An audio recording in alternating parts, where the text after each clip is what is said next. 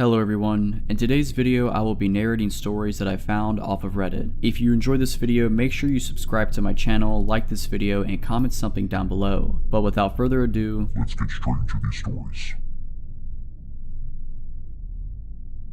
I was working the closing shift at a small family-owned bakery on the edge of town. It was one of those cozy places with warm lighting and wooden beams, the kind that made people feel at home. I had worked there for a few months and knew the routine well. Wipe down the counters, lock the front door, count the register, and set the alarm before leaving. That night was unusually quiet. Our usual crowd of late-night coffee seekers never showed up, and by 8:30 p.m., the place was completely empty. The only sound was the hum of the refrigerators and the faint buzz of the fluorescent light above the counter. Around 8:45, I went to lock the front door as I always did before cleaning up. As I reached for the lock, I noticed a man standing across the street just outside the pool of light cast by the street lamp. He was tall and motionless, dressed in dark clothes that blended into the shadows. His face was turned toward the bakery, but I couldn't make out his features. I froze, my hand hovering over the lock. Something about his stillness made my skin crawl. He didn't move, didn't shift his weight, didn't even seem to breathe. Just stood there. I shook it off, told myself I was being paranoid, and locked the door. As I turned back toward the counter, I glanced over my shoulder. The man was gone. I tried to laugh at myself for being so jumpy, but the unease lingered. I went about my closing routine, wiping down tables and sweeping the floor. I avoided looking out the windows, not wanting to freak myself out more than I already had. When it came time to count the register, I went into the back office. It was a small room with no windows, just a desk, a safe, and a chair. I closed the door behind me and started counting the cash. The faint sound of the refrigerators humming in the distance was oddly comforting. Then I heard it, the faintest tap tap tap coming from the front of the bakery. I froze, my heart pounding. It was too deliberate to be the building settling or some random noise. It sounded like someone tapping on the glass of the front door. I told myself it was probably nothing. Maybe a branch had blown against the window or a bird had flown into it. Still, I couldn't shake the feeling that someone was out there. I finished counting as quickly as I could, locked the cash in the safe, and grabbed my bag. I didn't want to stick around to find out what or who was making that noise. As I stepped into the front of the bakery, I glanced at the door. Nothing. There wasn't. I told myself I was imagining things and hurried to set the alarm. Just as I punched in the code, my phone buzzed in my pocket. I pulled it out and saw a text from an unknown number. Why did you stop counting? I was enjoying the sound. My blood ran cold. I looked around the empty bakery, every shadow suddenly feeling alive. The number wasn't familiar, and I hadn't given my personal contact information to anyone except my boss. I didn't wait to find out more. I grabbed my code, unlocked the door as quickly as I could, and bolted to my car parked out back. I didn't even look over my shoulder. As I peeled out of the lot, I caught a glimpse of the front of the bakery in my rearview mirror. Standing just inside the pool of light from the street lamp was the man. He was holding something up, a phone, illuminated faintly by the screen. He was pointing at me. I quit the job the next day and never went back. The owners were kind but didn't seem to take me seriously when I told them what happened. To this day, I have no idea how that man got my number or what he wanted. For weeks after that night, I couldn't shake the feeling that someone was watching me. At first, I tried to convince myself it was just paranoia. I'd moved on from the bakery job and picked up a shift at a bookstore closer to home. It was a more populated area, always busy, and I figured that would help me feel safe. But the texts didn't stop. At first, they were spaced out, just a single message every few days from the same unknown number. Things like, nice scarf today, you seem tired this morning, do you miss the bakery? Each one made my stomach turn, and whoever was sending these had to be nearby, watching me. I blocked the number after the third message, but they just kept coming from new ones. It didn't matter how many I blocked, they always found a way. Then the messages started getting personal. They mentioned details about my apartment, how my curtains were always drawn, the color of my doormat, even the plant I kept on the windowsill. My anxiety skyrocketed. I lived alone, and no one outside of a few friends and family even knew where I lived. One night, after a particularly unnerving message about how I should water my plant before it wilts, I called the police. I showed them the text and explained everything that had been happening. They took it seriously, thankfully, but told me there wasn't much they could do unless the person made direct contact or physically threatened me. Still, they agreed to patrol my area more frequently, which gave me a small sense of relief. For a few days, nothing happened. No texts, no strange feelings, nothing. I started to think maybe the person had finally stopped, but that hope didn't last long. One evening, I was sitting in my living room, trying to distract myself with a movie when there was a knock at my door. It wasn't loud or aggressive, just a soft, deliberate knock. I froze froze, my heart hammering in my chest. No one ever visited unannounced, especially not at 11 p.m. I crept to the door as quietly as I could and peered through the peephole. The hallway outside was empty. Another knock came, this time from my bedroom window. I screamed, grabbed my phone, and called 911. The operator stayed on the line with me as I barricaded myself in the bathroom, tears streaming down my face. I told them someone was trying to get into my apartment, that I was alone, and that I was terrified. When the police arrived, they found no one, no signs of forced entry, no footprints, nothing. It was like whoever it was had vanished into thin air. They took another report and promised to increase patrols again, but I could see the doubt in their eyes. Without solid evidence, there wasn't much they could do. I didn't sleep that night. I didn't sleep much for the next few nights either. Every creak of the building, every distant sound sent me into a panic. I kept my curtains shut, my doors locked, and a bat by my bed. But the worst part was the waiting, the dread of wondering when they would come back. A few weeks later, I decided to move. I didn't tell anyone except my family and close friends where I was going. I deleted my social media accounts and changed my phone number. I wanted to disappear, to make it impossible for whoever this was to find me again. For a while, it worked. My new place felt safe. No more texts, no strange knocks, nothing. I started to feel like I could breathe again, like maybe this nightmare was finally over, until a package showed up at my new address. There was no return label, just my name scrawled across the front in messy handwriting. My hand shook as I opened it, half expecting something horrifying inside, but it was just a single item, a small notebook. I flipped it open and felt my stomach drop. Inside were pages and pages of writing, all in the same messy handwriting.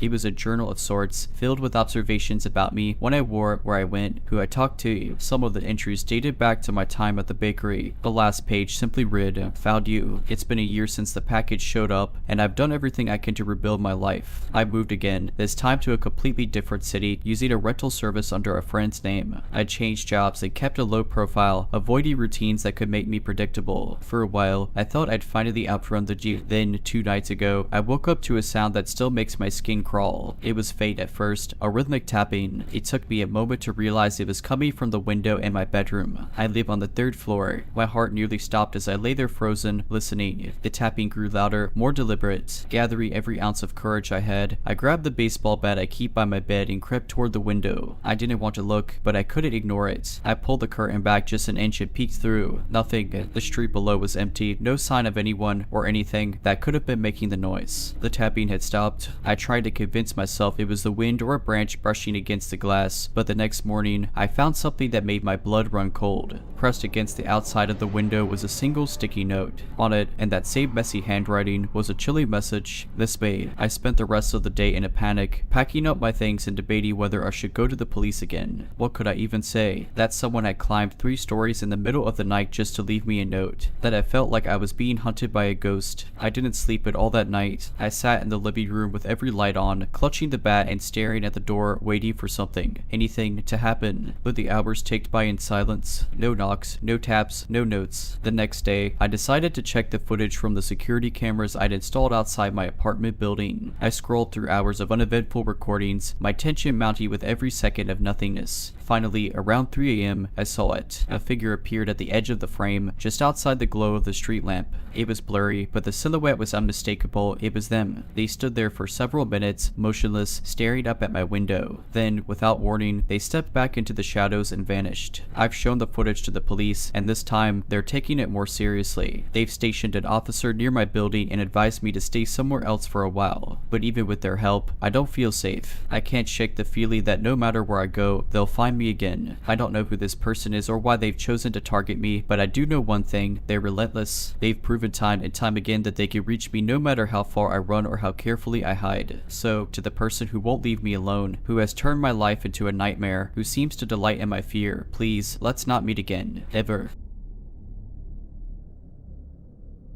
This happened about 3 years ago. I was working at a boutique fitness studio in the early mornings. My shift started at 5 a.m., so I had to arrive a little before then to set everything up. The studio was located in a strip mall, and though the area wasn't exactly sketchy, it wasn't the safest either. Most of the businesses opened later in the day, so the parking lot was usually empty when I arrived. That morning, I pulled into the lot at around 4:45 a.m. It was still dark, the streetlights casting long, eerie shadows across the empty spaces. As I parked my car and turned off the engine, I noticed another car, an older sedan, parked a few rows away. It wasn't unusual for there to be other cars in the lot, but this one caught my attention because the windows were fogged up. and I couldn't see inside. I shook off the unease and grabbed my bag. As I walked toward the studio, I heard the unmistakable sound of a car door creaking open. Instinctively, I glanced over my shoulder. A man had stepped out of the sedan. He wasn't looking at me, but his movements were deliberate. He adjusted his jacket, then started walking in the same direction I was heading. I picked up my pace, my keys clutched tightly in my hand. The studio entrance was a glass door with a keypad lock, and I could already picture the fumbling I'd have to do to punch in the code. As I reached the door, I risked another glance behind me. The man had quickened his pace too. He was closer now, his hands shoved deep into his pockets. Heart racing, I jammed my fingers against the keypad. My first attempt failed. I swore under my breath and tried again, my hands shaking. This time, the lock clicked, and I shoved the door open, slipping inside and slamming it shut behind me. The glass door had a clear view of the parking lot, and as I locked it, I saw the man stop just a few feet away. He stood there, staring at me through the glass. He didn't say anything, didn't knock, didn't try the handle, just stood there, breathing heavily. His face was obscured by the hood of his jacket, but I could feel his eyes on me. My heart was pounding so loud I thought it might burst. I backed away slowly, reaching for my phone. As soon as I held it up, he turned and walked back to his car. He didn't run, didn't even look back. He just got in, started the engine, and drove off. I stayed inside the studio, watching the lot for the next hour. No other cars came, and I didn't see him again. I debated calling the police, but what would I even say? The guy stared at me. It felt like nothing and everything at the same time. I told my manager about it later that day, and she agreed to install a security camera outside. I don't know who that man was or what he wanted, but every time I worked an early shift after that, I couldn't help but scan the parking lot, searching for his silhouette. The days that followed were uneventful but unsettling. Every morning, I found myself hyper aware of my surroundings. I arrived earlier, parked closer to the studio door, and made sure to check over my shoulder as I walked in. For a while, I convinced myself that maybe I had overreacted, that it was just a strange coincidence. But then, about 2 weeks later, something happened that made my stomach drop. It was another early morning, and this time, the parking lot was completely empty. No fogged up cars, no other people, just me and the faint hum of fluorescent lights above. I parked my car, took a deep breath, and stepped out, the sound of my door closing echoing in the stillness. As I approached the studio door, I glanced around out of habit. That's when I saw it, a folded piece of paper tucked under the windshield wiper of my car. My first thought was that it was a parking ticket, but as I got closer, I realized it was handwritten. The paper looked crumpled, like someone had been clutching it for a while. I hesitated, scanning the lot again, but there was no one in sight. Finally, I grabbed the note and got back into my car, locking the doors before unfolding it. The handwriting was messy, almost frantic, and the words made my blood run cold. "You're always so early, alone, careful who you trust." I sat there, gripping the note, my hands trembling. I didn't know what to do. My first instinct was to call the police, but again, what could I say? There were no cameras in the lot yet, no witnesses, no proof of who had left the note. It felt like a warning, but from who? And what? I called my manager as soon as I got inside the studio. She was concerned but didn't seem to grasp the gravity of the situation. "Maybe it's just some bored teenager playing a prank," she suggested. "Still, I'll talk to the landlord about speeding up the camera installation." Her dismissal only made me feel more isolated. That day, I started thinking about quitting the job. It wasn't worth the constant fear. But before I could make a decision, things escalated. A few nights later, I was closing the studio alone. It was late, around 10 p.m., and most of the other businesses in the strip mall were already dark.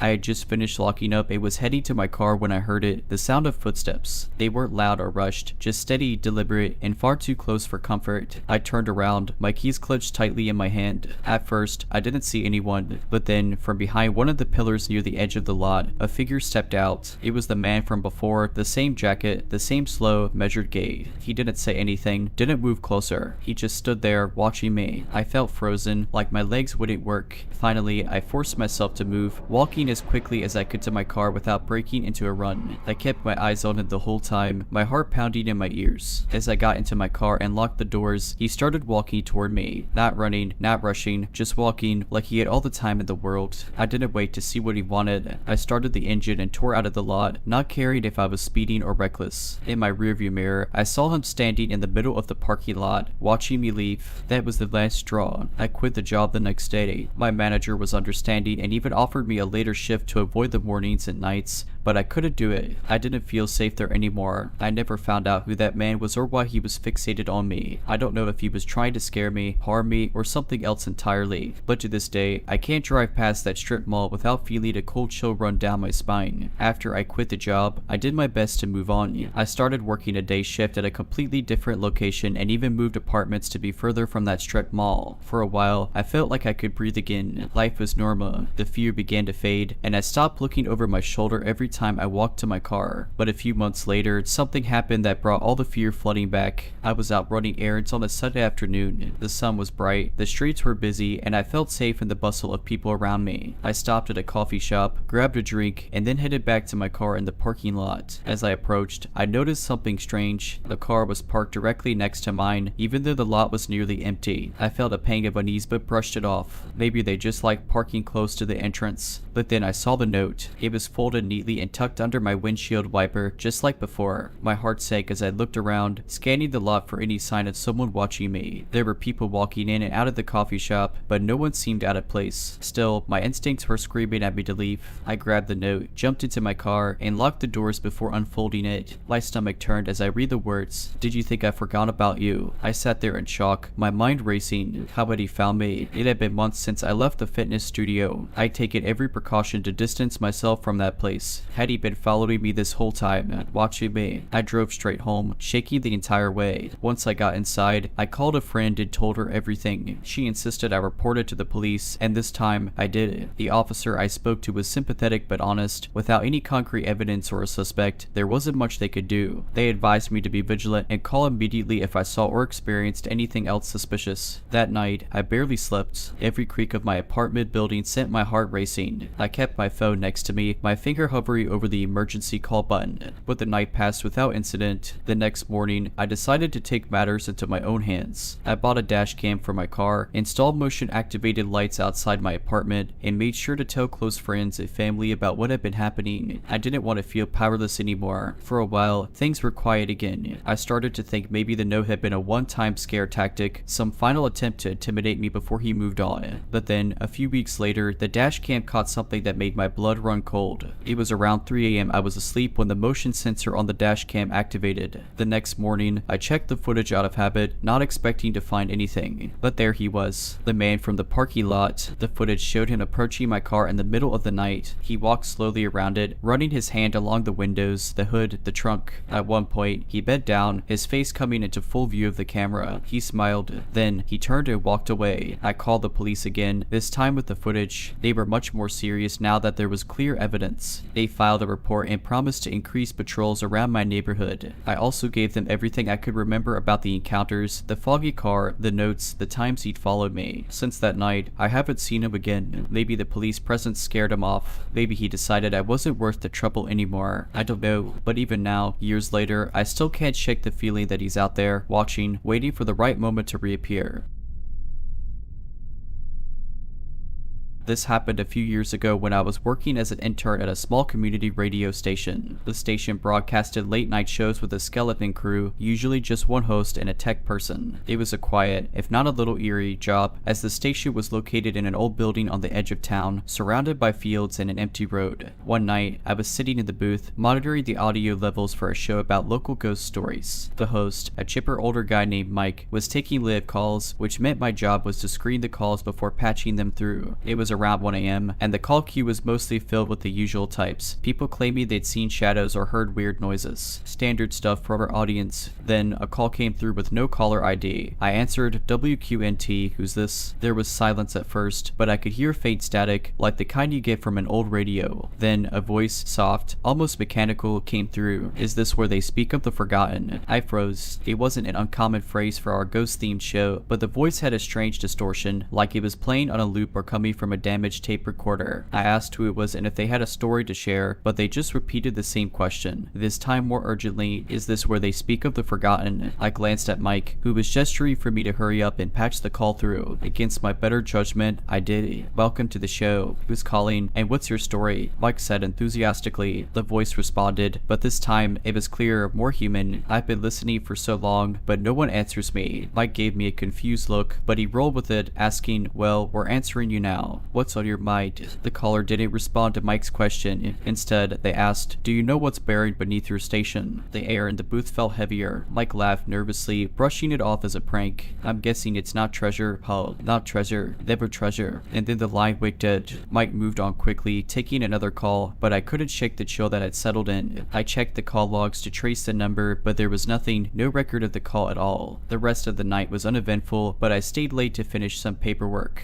By the time I left, it was past 3 a.m. and the station was eerily quiet. As I locked up, I noticed something odd near the back of the building, a patch of dirt that looked freshly dug, maybe 2 feet across. I told myself it was just my imagination, but I couldn't shake the feeling that something or someone was watching me. I haven't worked at the station in years, but every so often, I'll hear a snippet of static on the radio or a faint, distorted voice, and I'll remember that call. The unease from that night stayed with me, but I never shared the experience with anyone at the station. I figured they'd just dismiss it as a prank or my imagination running wild. A few months after that night, my internship ended and I moved on to a new job. I thought I had left it all behind until last year. I was visiting my parents for the holidays and found myself driving near the old radio station. Out of curiosity, I decided to swing by and see if it was still in operation. To my surprise, the building looked abandoned. The sign was faded, the parking lot cracked and overgrown. A rusty chain and padlock hung loosely on the front door. I parked my car and approached the building, trying to peer through the dusty windows. The interior looked exactly as I remembered. Same old desks, chairs, and equipment, just untouched and gathering dust. A strange wave of nostalgia mixed with dread washed over me. That's when I noticed something odd. Around the back of the building, in the same spot where I'd seen the freshly dug patch of dirt all those years ago, there was now a shallow sinkhole. It looked like something or someone had been buried there and later removed. The ground was uneven, and shards of broken concrete poked through the dirt. I felt my stomach drop, but before I could turn to leave, I heard it. Static. It wasn't coming from a radio or speaker. It was faint, almost imperceptible, but it was there. I followed the sound around the side of the building, my heart pounding. The static grew louder, and then I heard it, the same voice from that call, distorted and mechanical. They never should have forgotten. I turned and ran, my legs moving on instincts. I jumped in my car, fumbling with the keys as I started the engine and sped out of there, not daring to look back. I tried to rationalize it on the drive home. Maybe it was an old recording playing on a timer or some kind of interference from nearby equipment. But the more I thought about it, the less sense it made. The station had been abandoned for years. No one should have been there. Later that night, I couldn't sleep. I kept hearing faint static in the silence of my bedroom, though every time I turned on a device to check, there was nothing. A quick online search about the station didn't help either. There were no records of why it closed, but I found an article from decades ago mentioning that the land it was built on had been a dumping ground for construction debris, and allegedly other things. I haven't gone near the area since, but sometimes when I'm tuning through radio stations late at night, I'll hit an empty frequency and for a split second, I'll swear I hear that voice again. Is this where they speak of the forgotten? Despite my best efforts to move on, the experience wouldn't let me go. A month after driving by the old station, I started having recurring nightmares. In them, I was sitting in the booth, just like I had that night, staring at the call board. One by one, the lines lit up, but instead of caller names or numbers, the display read the same thing on every line. Forgotten. The static would grow louder until I woke up in a cold sweat. Each time, I was left with the same uneasy feeling that whatever had contacted me that night wasn't finished. One night, after waking up from another nightmare, I decided to do something I hadn't dared to before, dig deeper. I knew it wasn't wise, but curiosity and fear compelled me to find answers. I started by researching the radio station's history more thoroughly. It had been operating for over 50 years before its sudden closure about 6 years ago, shortly after my internship ended. I found a forum post from a former employee who claimed the station's owners shut it down after a series of unexplained disturbances. They didn't elaborate, but a commenter mentioned odd power outages, equipment malfunctioning, and strange sounds coming through live broadcasts, sounds that weren't picked up by the microphones or the callers. Then I stumbled upon something that stopped me cold. A user on the same forum had shared a blurry photo of the station's backlot, taken just before it closed. The image showed what looked like several shallow mounds of dirt scattered across the area like graves. I couldn't sleep that night. I kept imagining what might have been buried back there and, worse, why someone or something wanted it to be remembered. About a week later, something even stranger happened. I was at home alone when my phone buzzed with a notification. It was an email from an address I didn't recognize, forgotten at. The subject line read, "Do you remember?" My hands trembled as I clicked it. The email was empty, except for an audio file attachment labeled frequency. MP3. Against my better judgment, I downloaded it. The audio started with a low hum, followed by static. Then came the voice. It was exactly as I remembered it from that night at the station, distorted and mechanical. They never should have buried them. The hum grew louder, vibrating my headphones. Then the voice spoke again. "You are listening." I ripped the headphones off, my heart pounding in my chest. But the sound wasn't just in my headphones, it was in the room. I swear I could hear it reverberating through the walls, growing louder and louder until I could barely think. Then it stopped. Everything went silent. Even the faint hum of my refrigerator and the ticking of my wall clock seemed muted, like the entire world had paused. That was the last time I heard the voice directly, but things haven't felt the same since. Electronics in my house occasionally flicker, and static will sometimes cut into music or videos I'm playing, even on devices with no connection to a radio. My nightmares have become less frequent, but when they do happen, they always end with the same phrase. They never should have buried them. I've tried to put the pieces together, tried to understand what they were or why the voice chose me, but nothing adds up. Maybe it's better that way. Some things are meant to stay buried. I was helping a friend clean out an old warehouse he'd recently bought. It wasn't abandoned, just cluttered with decades of old furniture, broken equipment, and random odds and ends from the previous owners. The building was in an industrial area, surrounded by empty lots and chain-link fences. It felt isolated even during the day. We were there to clear out the junk and assess what could be salvaged. The plan was to spend a few days hauling things out and sorting through piles of stuff. The first couple of days went fine, dusty, sweaty work, but nothing unusual. It wasn't until the third day that things started to feel.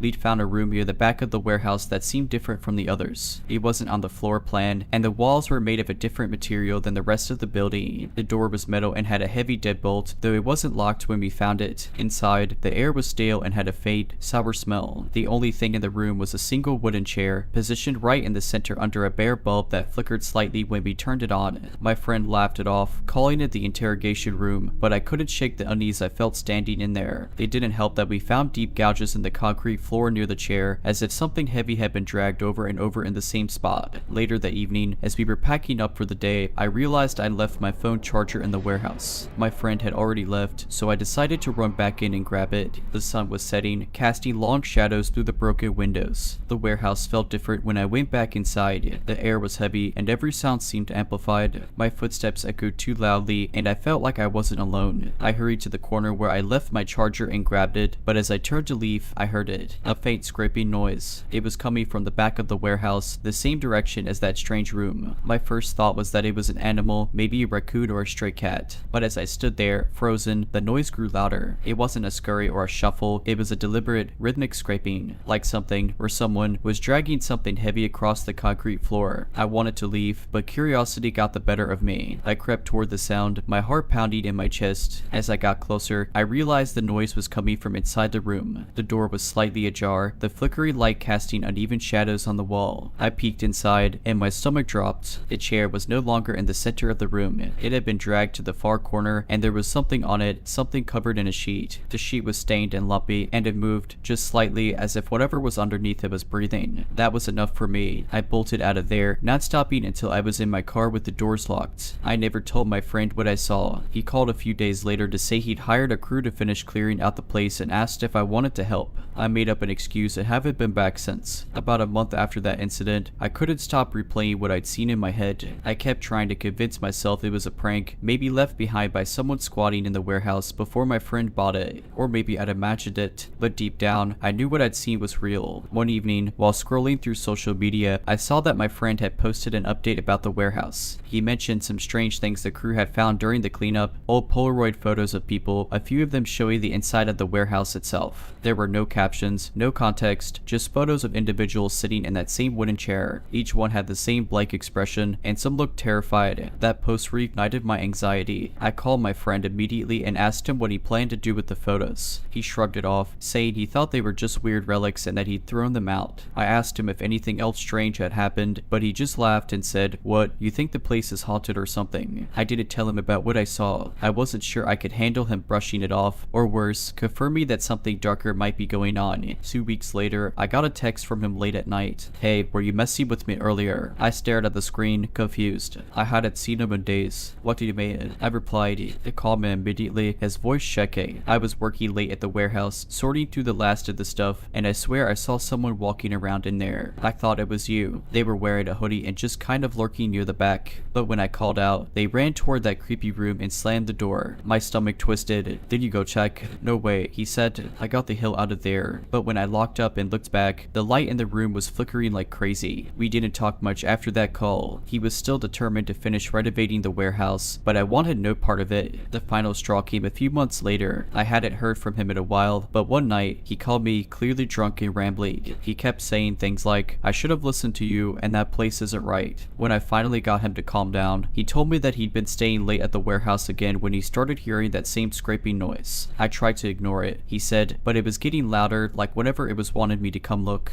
I locked myself in my office, but then I heard footsteps. Heavy ones. They stopped right outside the door. He paused, and I could hear him breathing heavily through the phone. When I finally opened the door, no one was there, but the chair ... it was sitting in the hallway, right in front of the office, like someone had put it there. That was the last real conversation we had. A week later, he sold the warehouse to a developer. He never told me what finally pushed him over the edge, and I didn't ask. I did drive by the warehouse one last time before it was torn down. The lot was fenced off, and the building was already halfway demolished. But as I sat there in my car, I swear I saw a figure standing in the rubble. They were too far away to make out any details, but they were standing perfectly still, facing me, watching. After the warehouse was demolished, I thought that would be the end of it. Without the building, there'd be no more creepy rooms, no more weird noises, and no more nightmares. But I was wrong. It didn't stop. In fact, it got worse. A few weeks after the demolition, I started noticing strange things happening around my apartment. At first, it was small stuff, things I could almost explain away. Items would go missing and then show up in weird places, like my car keys sitting on top of the fridge, or my phone charger tangled in the blinds. I blamed it on stress or just being forgetful, but then I started hearing noises. Late at night, when everything was quiet, I'd hear faint, rhythmic scraping sounds coming from the walls. It was subtle, almost like scratching, but deliberate. I checked for mice or some kind of pest, but there was nothing. The landlord even brought in an exterminator who found no signs of activity. Still, the sounds continued, always at night, always just loud enough to keep me from sleeping. One night, I woke up to a loud bang. It sounded like it came from my living room. My heart was pounding as I crept out of bed to check. The room was empty, but the chair from my dining table, one of the cheap, lightweight ones, was in the center of the room, facing my bedroom door. I hadn't moved it. I hadn't even used the chair that day. I tried to convince myself it was a prank, maybe even sleepwalking, though I'd never done that before. I shoved the chair back to the table and double-checked that all my doors and windows were locked before going back to bed, but I barely slept. Over the next few days, I felt like I was being watched. It didn't matter where I was, in my apartment, walking to my car, even at work, I had this constant,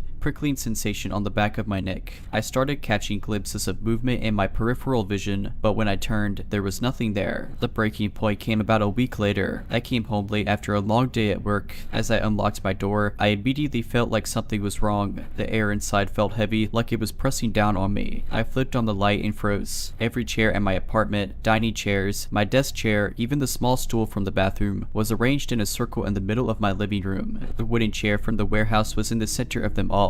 My blood ran cold. I hadn't brought that chair home. I knew I had it. I backed out of the apartment and called the police. When they arrived, they searched the place but found no signs of forced entry. No one was there, and they had no explanation for how the chair got there. I didn't tell them the full story. I knew it would sound insane. I stayed with a friend that night and decided to move out the next day. I didn't care about breaking my lease. I just wanted to get away. I threw out everything I owned, even the furniture, and started fresh in a new city. For a while, things seemed to settle down. No strange noises, no creepy sensations, no mysterious chairs. But a few nights ago, I woke up to a familiar sound. That slow, rhythmic scraping. When I turned on the light, there was a chair in the middle of my bedroom. The same chair from the warehouse. I don't know how it got here. I don't know what it wants.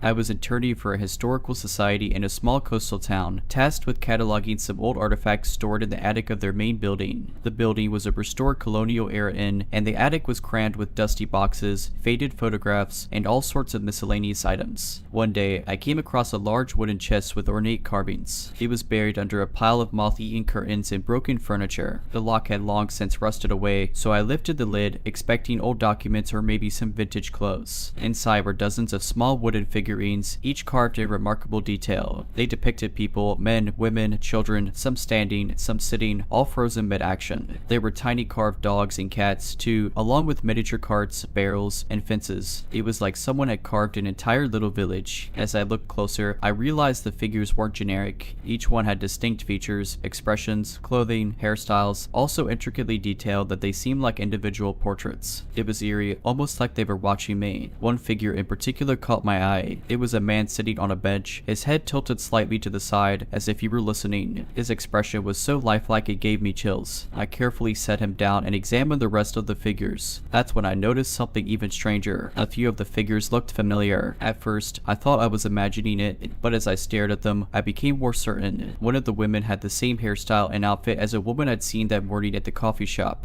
A child holding a carved ball looked just like a kid I'd passed in the park the day before. And then there was the figure of a man in a button-up shirt and glasses. It took me a moment to place him, but when I did, my stomach dropped. It was May. I looked at the figurine, and then around the attic, half expecting someone to jump out from behind a stack of boxes. But absolutely, I grabbed my phone and snapped a picture of the chest and its contents. Then, I quickly replaced the lid and left the attic, telling myself I'd bring it up with my supervisor later. But when I checked my phone during lunch, the photo wasn't there. I tried taking another one when I went back up, but every time, my camera just displayed a blurry black screen. That was my last day at the Historical Society. I left the internship early, citing personal reasons. I don't know who carved those figures or how they ended up in that attic, but I do know one thing: I wasn't sticking around to find out. About a week after I left the internship, I tried to put the whole incident behind me, but the memory of the figurines lingered, like a splinter in my mind I couldn't quite remove. I didn't tell anyone, partly because I was afraid they'd think I was crazy, and partly because I didn't know how to explain it without sounding like I'd made it all up. Then, things got stranger. One evening, as I was scrolling through social media, I saw a post from a friend who still worked at the Historical Society. It was a photo of the main building, accompanied by a caption about a renovation project they were starting. The photo itself was unremarkable, but my eyes locked onto the batting corner. There, in the shadows by the front door, was a wooden figurine. It was small and blurred, but unmistakably similar to the ones I'd found in the chest. My heart skipped a beat. It wasn't there for decoration. I'd been to that building dozens of times and would have noticed it. Had someone placed it there, or worse, had it moved there. I tried to rationalize it. Maybe it was just another piece they'd unearthed during the cataloging process. But the unease stayed with me. A few nights later, I woke up abruptly at 3 a.m. My apartment was dark and silent. But something felt off.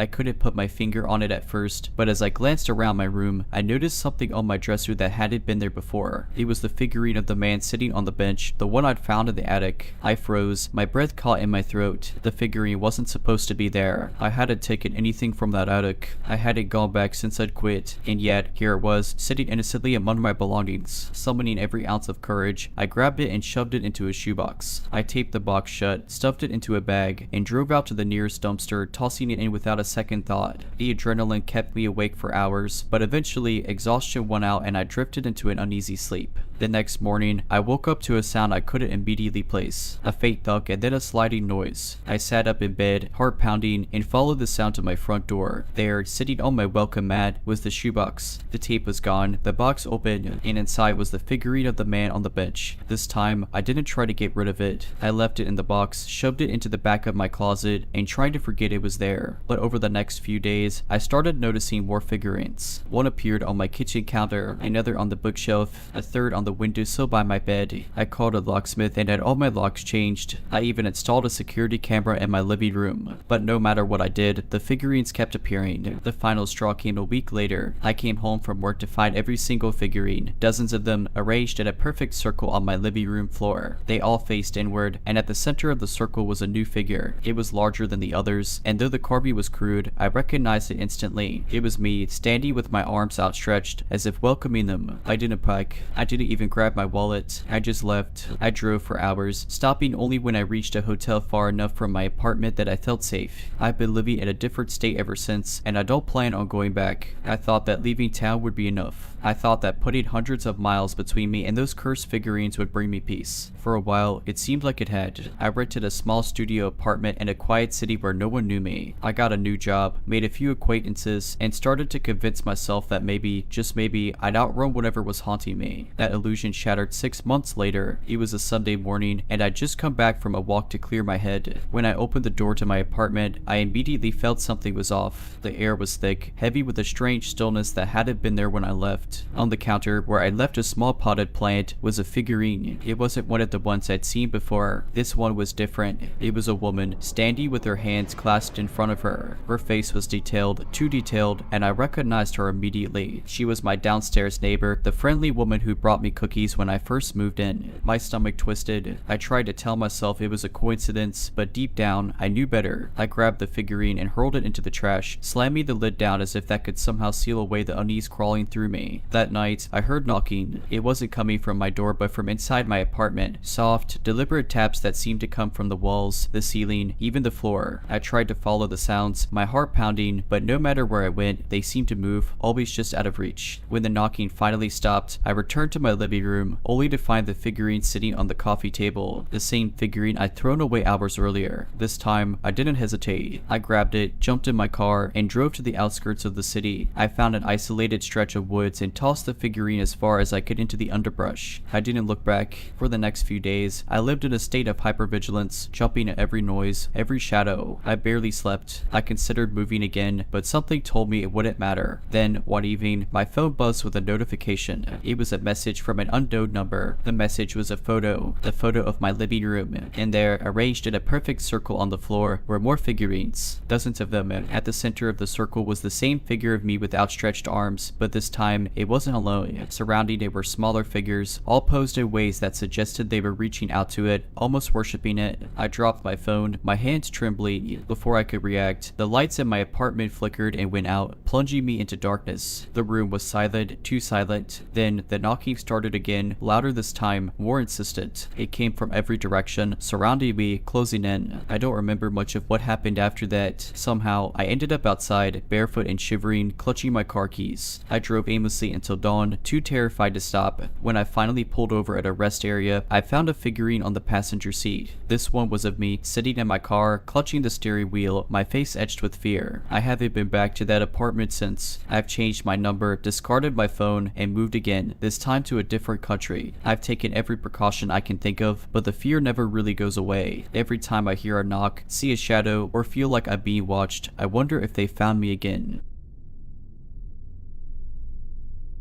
This happened 3 years ago when I was traveling through Iceland. I had always been fascinated by the natural beauty of the ice caves and decided to join a guided tour. It was a popular tourist activity, but I chose a small group for a more personal experience. There were 5 of us, plus our guide, an experienced local named John. The tour started as expected. John led us through shimmery corridors of blue and white ice, explaining the geology and history of the caves. It was breathtaking. The walls sparkled like gemstones, and the air was so cold it seemed to hum in my ears. We were told to stay close, as the caves could be dangerous. Sharp drops, fragile ice, and labyrinthine paths made wandering off a serious risk. About halfway through the tour, we reached a chamber John called the cathedral. It was massive, with a vaulted ceiling that seemed to glow with its own light. John gave us time to explore and take photos, but he warned us not to stray beyond the chamber's boundaries. While the others wandered, I spotted a narrow passage at the far end of the room. Something about it drew me in. The light beyond the passage had a strange, silvery quality, and I couldn't resist taking a closer look.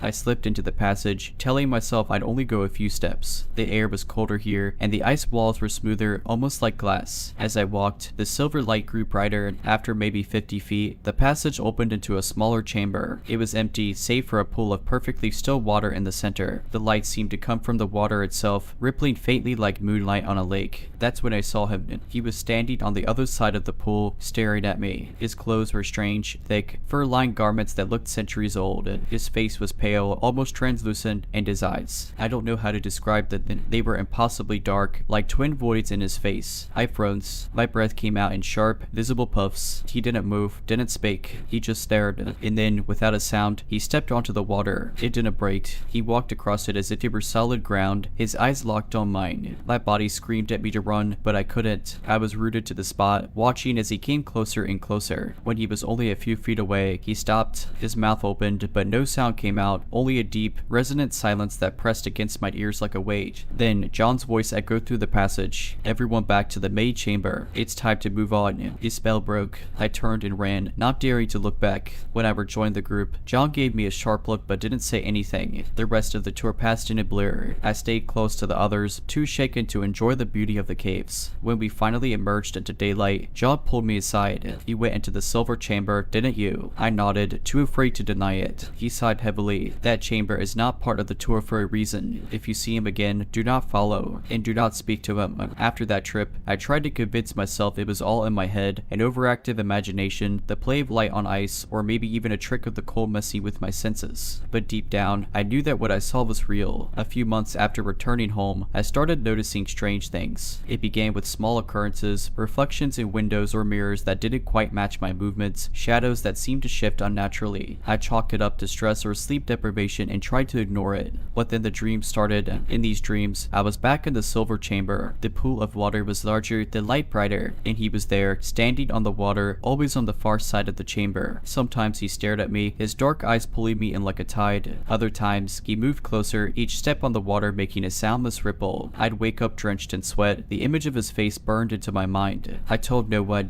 who would believe me. Then, one night, I woke up to a soft, rhythmic tapping. At first, I thought it was rain against my window, but when I turned on the light, the sound stopped. I checked outside, clear skies. Uneasy, I climbed back into bed. The next night, the tapping came again. This time, it was louder, more insistent. I followed the sound to my living room and stopped dead in my tracks. The large mirror above my fireplace was fogged over as if someone had breathed on it. My apartment was cold, colder than it should have been, even for winter. And then I saw it. There, in the fogged surface of the mirror, was a handprint. A single, perfect handprint, larger than any human hand I'd ever seen. I didn't sleep that night. I sat in the corner of my room with every light on, clutching my phone. When dawn broke, I packed a bag and left. I couldn't stay there. I've moved 3 times since then, trying to outrun whatever this is. But it doesn't matter where I go. He always finds me. The dreams persist. The tapping comes back. Sometimes I'll find puddles of water in places they shouldn't be, on my kitchen counter, at the foot of my bed. Once, I found a trail of wet footprints leading from my front door to my bathroom. The door was locked. No one was there. The worst part is the silence. Whenever he's near, it's like the world muffles itself. No hum of electricity, no distant traffic, no birds. Just an oppressive, suffocating quiet. I've stopped telling people. I tried once, and the look on my friend's face was enough to make me drop the subject forever. I sound crazy, I know. Maybe I am. But last night, something changed. I woke up at exactly 3:17 a.m. to find my entire apartment bathed in that strange, silvery light from the cave. It was pouring in through the windows, but when I looked outside, there was no source, no moon, no streetlights, nothing. Just endless, shifting light. And then I heard his voice. It wasn't a sound, exactly, or like a sensation, a deep vibration that settled in my bones. You cannot run. I don't know what he wants or why he's chosen me, but I can feel him getting closer. The light is starting to bleed into the edges of my vision during the day now. I catch glimpses of him in reflected surfaces, in mirrors, in windows, in puddles on the street. He's always there, waiting. I don't think I could escape him. But if you ever find yourself in Iceland and someone warns you about the silver chamber, listen to that. Do not go in. Do not look for the man on the water. I've started keeping a journal, writing everything down in case I disappear. I know that sounds dramatic, but I need someone to understand what's happening to me. Maybe this journal will be found one day. Maybe it will serve as a warning. The strange occurrences have escalated. A week ago, I woke up to find my bedroom door wide open. I always lock it before I sleep. Paranoia has become second nature. But that night, the lock was undone and the door swung silently on its hinges. Outside the door, in the dim light of the hallway, there was a faint, wet trail leading to my living room. I didn't follow it. I sat frozen in bed, gripping my phone with trembling hands. My first thought was to call the police, but what would I tell them? Hi, I think a man who walks on water from an ice cave in Iceland has been haunting me, right? That wouldn't go over well. Instead, I sat there until sunrise. When I finally mustered the courage to investigate, the trail was gone. The carpet was dry. The room looked normal, except for one thing. The mirror above my fireplace was fogged over again. clean, and in the condensation, there was no handprint this time, just 3 words, almost time down. I didn't leave my apartment for 2 days after that. When I finally did, I noticed something chilling. The tapping sound I used to hear at night was now following me outside. I'd be walking down a busy street, and suddenly the world would seem to quiet around me. Then I'd hear it tap, tap, tap, like footsteps on ice. I'd whip around, expecting to see someone, anyone, but there was never anyone there. Last night was the worst yet. I'd been staying up late, scrolling through forums and obscure websites, desperate to find anything that might explain what's happening to me. Around 2 a.m., the silvery light began to seep into my apartment again. It started faint, like moonlight, but it grew brighter until the entire room was glowing. The tapping began shortly after. It was louder this time, coming from my bathroom. I wanted to run. Every instinct in me screamed to get out, but my legs wouldn't move. My breath caught in my throat as the tapping grew louder, closer, until it was just outside my bedroom door. The handle turned slowly, the faint creak echoing in the stillness. And then I saw him. He stood in the doorway, his towering frame casting no shadow despite the eerie light. His eyes, those impossibly dark, empty eyes, bored into mine. His mouth opened, and the silence that followed was deafening. I clamped my hands over my ears, but it didn't help. The soundless void pressed in on me, and I felt myself slipping, like the air itself was being pulled out of the room. And then he spoke again, not with words, but with that same bone-deep vibration that shook me to my core. You should not have seen me. When I woke up, it was morning. My bedroom door was closed, and everything looked normal, but I knew it wasn't. My body felt heavy, like I hadn't moved in days. On the bedside table was my phone, and when I picked it up, I saw a new photo in my camera roll. My hands trembled as I opened it. It was a picture of me lying in bed, my face pale and slack, my eyes closed, and standing in the corner of the room, half shrouded in shadow, was him. I don't know what's going to happen next. What if I disappear? If these entries stop, you'll know why. If you ever see that silvery light, if you ever feel the world go quiet, run. Don't hesitate. Don't look back.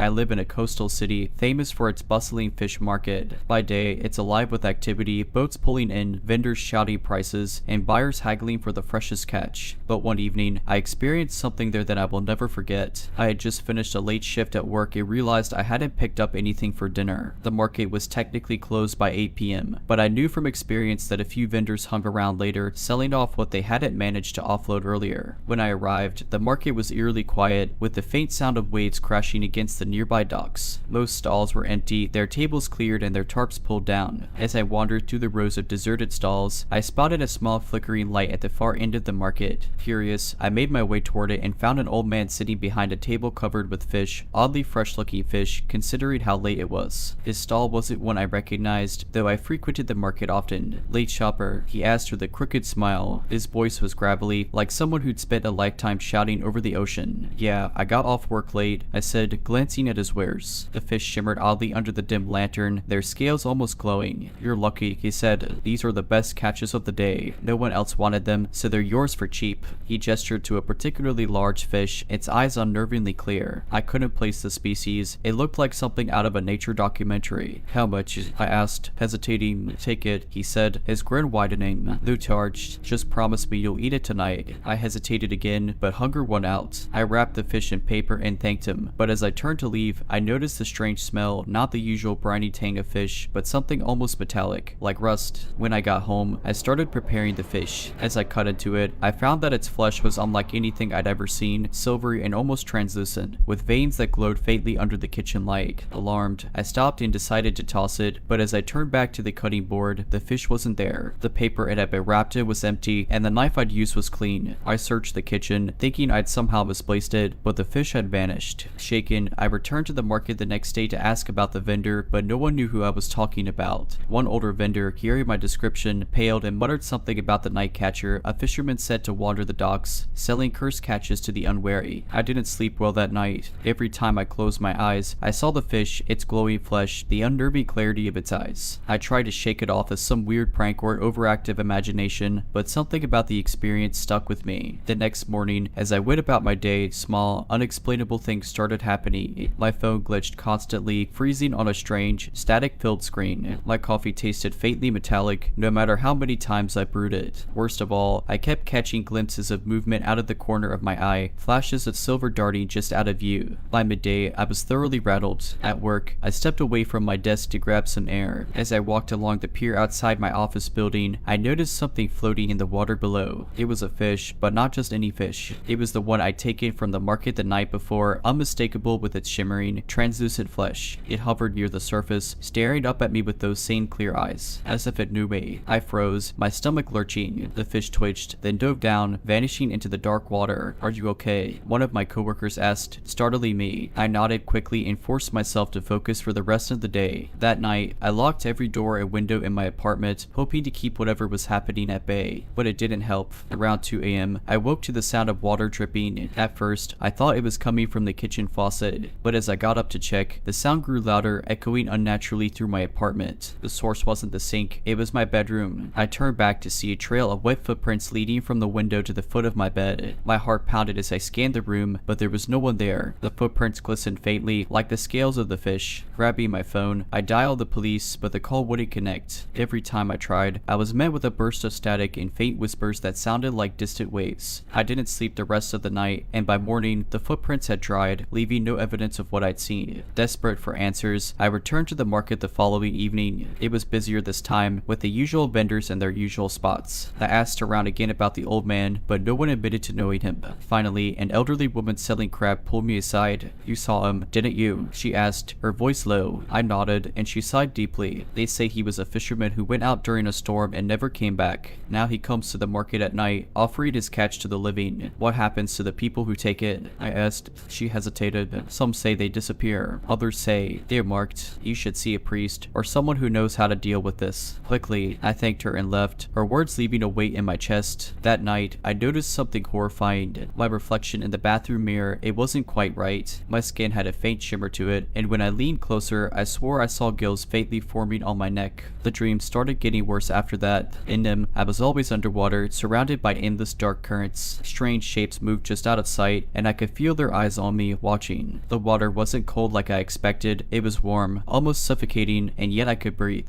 I didn't want to, but my body wouldn't let me stop. One night, I woke up gasping, my lungs burning. For a moment, I thought I was still underwater. My chest heaved, and my throat felt raw, like I'd swallowed salt water. When I turned on the light, I saw damp patches on my sheets and a fine layer of sand clinging to my arms and legs. I couldn't keep ignoring this. I took the old woman's advice and sought out someone who might understand. A coworker recommended a spiritual healer, a man known for dealing with unusual problems. The healer worked out of a cramped shop near the harbor, its shelves crowded with jars of dried herbs, stones, and other strange objects. He listened as I explained everything: the fish, the vendor, the dreams, the footprints. When I finished, his expression was grim. "You've been marked," he said simply, "by something old, something that doesn't belong here." "What does that mean?" I asked, panic rising in my chest. "It means that whatever sold you that fish has claimed you. You accepted its offering, and now you're tied to it." I couldn't believe what I was hearing. "Can you break it?" He hesitated, then nodded. "It won't be heavy, and you must follow my instructions exactly." He gave me a list of supplies, a mix of mundane items and things I had no idea how to find. He also warned me not to return to the water, not even to touch it, until the ritual was complete. I spent the next 2 days gathering everything I needed. Some of the items were easy to find: salt, a black candle, a piece of driftwood. Others, like the teeth of a predator, took more effort. By the time I returned to the healer, I was exhausted but determined. The ritual took place in his shop after dark. He drew a circle of salt on the floor and had me sit in the center while he chanted in a language I didn't recognize. The air grew heavy and the temperature dropped, but I stayed still, focusing on the sound of his voice. At one point, the flickering candlelight dimmed, and I thought I saw a shadow move across the room. The cold, wet hand brushed my shoulder, and I nearly screamed, but the healer's voice rose sharply and the presence retreated. When it was over, he looked drained but relieved. "It's done," he said, "but you need to be careful. These things don't let go easily. If you ever see that vendor again, you must not take anything from him." I left the shop feeling lighter, though the healer's warning stayed with me. For the first time in weeks, I slept peacefully, free of dreams. But it didn't last. A few days later, I was walking home from work when I passed a small seafood stall I'd never noticed before. The smell of the ocean was strong, and the stall was piled high with fish, their scales shimmering faintly in the twilight. Behind the counter stood the old vendor, his crooked smile as unnerving as ever. "Back again," he said, his voice like the crash of waves. "I've got something special special for you. I didn't stop. I didn't speak. I just kept walking, my heart pounding in my chest. That night, I locked my doors and windows and stayed away from the water. But I know this isn't over. Every time I hear the sound of the ocean or catch the scent of salt in the air, I feel a pull, deep and insistent, calling me back.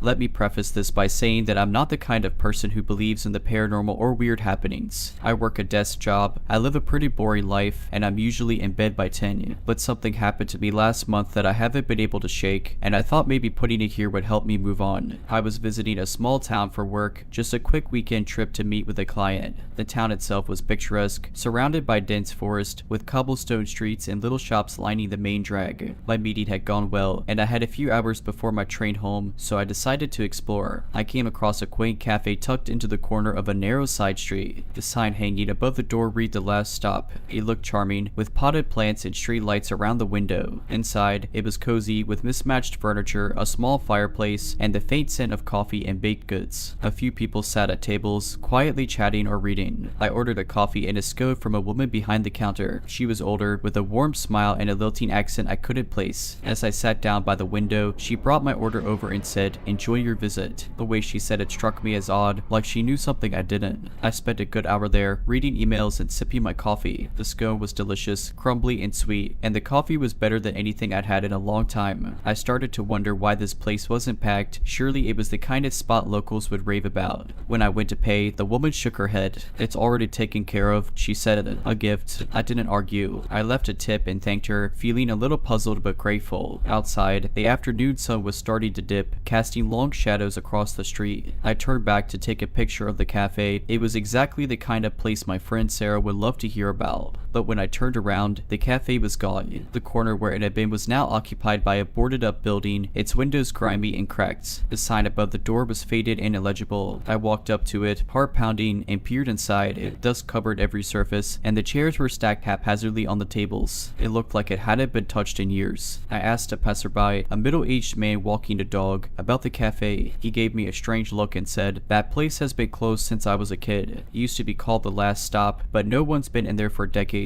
I didn't sleep much that night, replaying the entire experience in my head. I could still taste the coffee and feel the warm atmosphere of the cafe. It had felt so real. I went back to the town last week, determined to find some explanation. The building was still boarded up, just as it had been when I left. I asked around, but no one seemed to know anything more. I couldn't leave it alone. The memory of The Last Stop lingered like the aftertaste of its perfect coffee. It was the little details that haunted me, the way the fireplace crackled, the warm wood of the tables, the faint hum of conversation. It felt too vivid to dismiss as a trick of my mind. A few nights ago, I decided to dig deeper. I scoured online archives and forums, hoping to find something about the cafe's history. After hours of fruitless searching, I stumbled upon a blog post from nearly 15 years ago. It was written by a woman describing a similar experience, visiting a cozy little cafe called The Last Stop in the same small town. She raved about the coffee and scones, only to realize later that the building had been abandoned for decades. Her post ended with a cryptic warning: "If you find yourself at the last stop, don't stay too long. Not everyone makes it back." That was enough to chill me to the bone, but I couldn't stop reading. I found other mentions of the cafe scattered across the internet, buried in forums, hidden in comment threads. Each account described the same cozy atmosphere, the same mysterious woman behind the counter, and the same eerie realization afterward. But what stood out to me was how the stories differed in one key way. Not everyone experienced the same timeline. One person said they had visited the cafe in the 1980s, while another claimed it appeared to them in the 1920s. Yet the descriptions of the interior and the woman were consistent across decades. I also noticed something else that made my stomach drop. Most of the posts ended abruptly, with no follow-up comments or updates from the original authors. It was as if they'd simply vanished after sharing their story. By now, my curiosity had shifted into full-blown fear. I wasn't just dealing with a strange experience, I was part of a pattern, a dangerous one. Then, last night, I woke up at 3 a.m. to the smell of coffee. It was faint but unmistakable, drifting through my apartment. My heart started to race as I sat up in bed, straining to hear any sounds. Nothing. I checked every corner of my apartment, but it was empty. Just as I was convincing myself I'd imagined it, I noticed something on my kitchen counter. It was a scone, crumbly and sweet smelling, just like the one I'd had at the last stop. I didn't touch it. I grabbed my keys and spent the rest of the night in my car, parked outside a 24-hour diner. anymore. When I finally returned home this morning, the SCO was gone. I don't know what to do. I don't know what the last stop is or why it chose me, but I'm terrified it's not done with me yet. The smell of coffee lingers in my apartment, faint but persistent, like a reminder. After the incident with the scone, I felt like I was being watched, not in the overt, someone peering in your window way, but in the subtle, ever-present sense that something was aware of me. The smell of coffee, sometimes faint, sometimes stronger, became a recurring presence in my apartment, no matter how many windows I opened or how much I scrubbed. Then, the dreams started. At first, they were vague. I'd find myself sitting at a table in the last stop, the crackling fireplace and low murmur of voices around me. The woman behind the counter would give me that same warm smile and say, "Enjoy your visit." Then I'd wake up, my heart pounding and my sheets damp with sweat. But the dreams became more detailed and more unsettling. In one, the cafe was empty, the cozy warmth replaced by a cold, oppressive silence. The fireplace was extinguished, and the tables and chairs were covered in a thick layer of dust. The woman was still there, but her smile was gone. She stood motionless behind the counter, staring at me with empty eyes. In the most recent dream, she spoke. "You shouldn't have left," she whispered, her voice echoing as if the cafe was much larger than it appeared. "You're still a guest."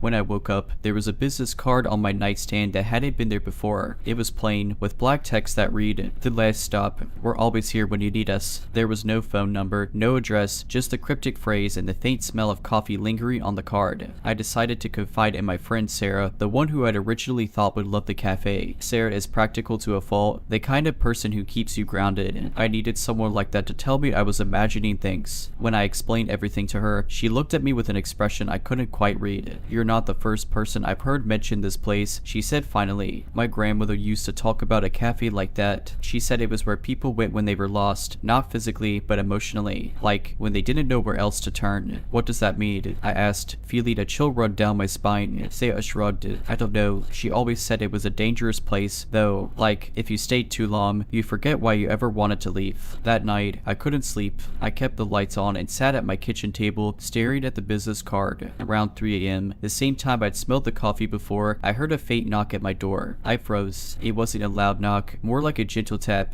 like someone was testing whether I was awake. My apartment is on the 3rd floor, and there's a security door downstairs, so it didn't make sense for anyone to be there. The knocking came again, more insistent this time. I got up slowly, my heart pounding. Against my better judgment, I peered through the peephole. There was no one there, but on the floor in front of my door, there was a small white envelope. I hesitated before opening the door, quickly grabbing the envelope and slamming it shut again. Inside was a single slip of paper that read, "It's time to come back. I don't know what to do. I'm afraid if I ignore it, something worse will happen. But I also can't bring myself to go looking for the last stop again."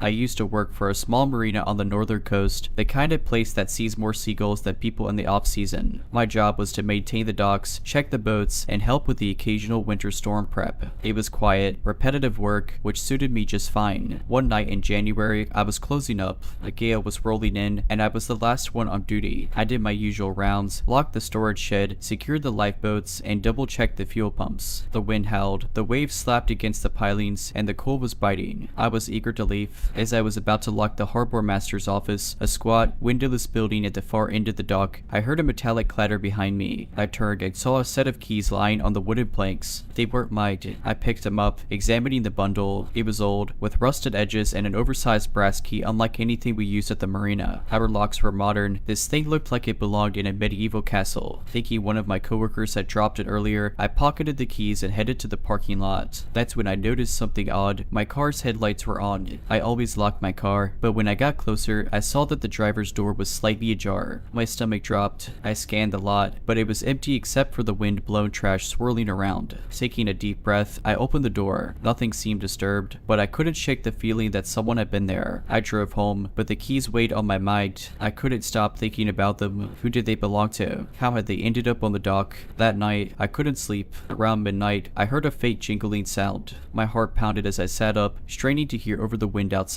It came again, closer this time. It wasn't just the wind. Someone or something was outside my door. I tiptoed to the window and peeked out, but the street was empty. Then I saw it, the faint glow of a flashlight moving along the side of my house. I froze, my mind racing. My first thought was to call the police, but then the jingling stopped and everything went silent. I stayed up the rest of the night, clutching a baseball bat, but nothing else happened. The next day at work, I mentioned the keys to my boss. He frowned and told me to bring them in. When I showed him the set, that, he went pale. "These are the old harbor master's keys," he said. "We haven't used these in decades. They were supposed to have been buried with them." "Buried?" I asked, incredulous. He nodded. "The harbor master before me passed away 20 years ago. When he retired, he was obsessed with those keys. Said they opened doors that shouldn't be opened. After he died, we locked them in his casket as per his instructions." I laughed nervously, thinking he was joking, but the look on his face told me he wasn't. That evening, I drove to the cemetery where the old harbor master was buried. I don't know what I was expecting to find, but I needed answers. As I approached his grave, my headlights illuminated the site, and my blood ran cold. The ground was freshly disturbed. The grave was open, and inside, the casket lid was splintered as though it had been broken from the inside. I didn't stick around to investigate. I threw the keys as far as I could into the marsh and drove home, shaking. I wish I could say that was the end of it. That tossing the keys into the marsh severed whatever strange link had been forged that night. But the truth is, it only seemed to make things worse. The jingling didn't stop at night. I sat in my bedroom, every light in the house blazing, my back pressed against the wall. The sound moved from room to room, deliberate, almost taunting. I gripped the baseball bat, my hands trembling. Then came the whispering. At first, it was so faint I thought I was imagining it. But as the minutes stretched on, the whispers grew louder, more distinct. It wasn't one voice, it was several. They overlapped, their words unintelligible but urgent, like people arguing just out of earshot. The air felt heavy, oppressive, and my chest tightened as though something was pressing down on me. "Leave," one voice hissed. It was the first word I could make out, and it was unmistakable, clear, commanding, and close. I didn't need to be told twice. I grabbed my car keys and bolted for the door, not even bothering to pack a bag. The moment I stepped outside, the wind picked up, howling so violently I could barely stay on my feet. The trees around my house swayed wildly, their branches clawing at the sky like skeletal fingers. I made it to my car and sped off, not looking back. I drove aimlessly for hours, unsure where to go. Every so often, I thought I saw movement in my rearview mirror, a shadow darting across the road, something pale and spectral in the distance. But when I looked directly, there was nothing there. Eventually, I pulled into a motel off the highway, exhausted and desperate for rest. The clerk gave me a key, and I trudged to my room, collapsing onto the bed without even taking off my shoes. That's when I heard it again, the jingling. It was faint at first, like before, but it quickly grew louder, more insistent. My heart sank as I realized it wasn't coming from outside, it was inside the room. I sat up, scanning the dimly lit space. The keys, they were sitting on the desk, the same old, rusted keys I had thrown into the marsh hours earlier. I couldn't breathe as my mind raced, trying to make sense of it. There was no way they could have followed me. No way. Before I could react, the air grew icy and the lights flickered. The whispers returned, louder than ever, surrounding me, filling the room. The walls seemed to close in, and the keys began to jingle on their own, rattling violently against the desk. I grabbed them, not knowing what else to do, and the moment my fingers touched the cold metal, everything stopped. The whispers, the flickering lights, the oppressive air, all of it vanished, leaving me in eerie silence. But the silence wasn't comforting. It was the kind that makes your skin crawl, the kind that feels like you're being watched. I don't remember falling asleep that night, but when I woke up, the keys were gone. It's been months since that night, and I've moved far from the marina, far from the grave, far from everything that happened, but I can't shake the feeling that it's not over. Every now and then, I hear faint jingling in the distance. When I do, I lock every door, turn on every light, and pray it doesn't find me again. For a while, I thought I could move on.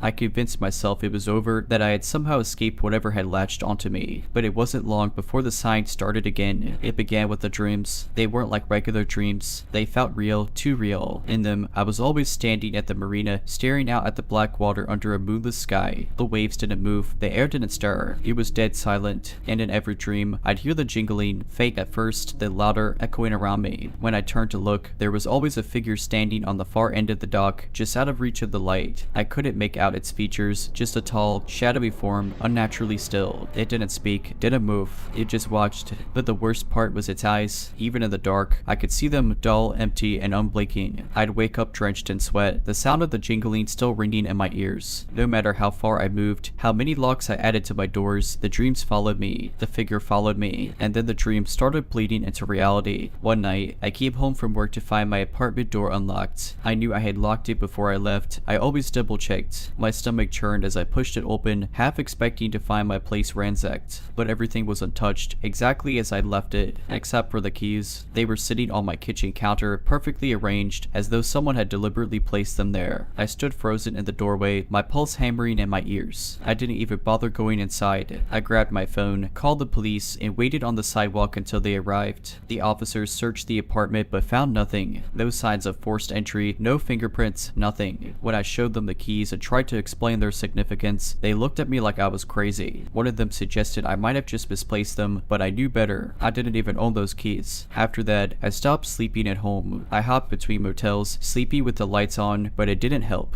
The keys kept finding me. Sometimes they'd show up on my nightstand. Other times, they'd be in my bag or my car. It didn't matter how far I ran or how many times I threw them away, they always came back. And then the figure started appearing. At first, it was just glimpses, a shadow at the edge of my vision, a shape standing under a flickering street light, but it was never close enough for me to see it clearly. It stayed just out of reach, always watching, always waiting. One night, I woke up to find it standing at the foot of my bed. I couldn't move. I couldn't scream. I just lay there, paralyzed, as it loomed over me. Its eyes were the same as in the dreams, dull, lifeless, and utterly wrong. It didn't say anything. It didn't need to. The weight of its presence was suffocating, and I knew deep down that it wanted something from me. The keys. I don't know how I knew, but I did. It wanted the keys, but I didn't have them. They hadn't showed up that night, and I had no idea where they were. As if it could hear my thoughts, the figure tilted its head, its shadowy form rippling like smoke, and then, without a sound, it vanished. I haven't seen it since, but the keys still haunt me. Every now and then, they reappear, always in a place I couldn't possibly have put them. I've tried everything, burning them, burying them, even throwing them into the ocean, but they always come back. I don't know what they unlock, and I'm terrified to find out. All I know is that whatever is tied to them isn't done with me yet. If you ever find a set of old, rusted keys lying somewhere they don't belong, leave them alone, walk away, and pray you don't hear the jingling in the night.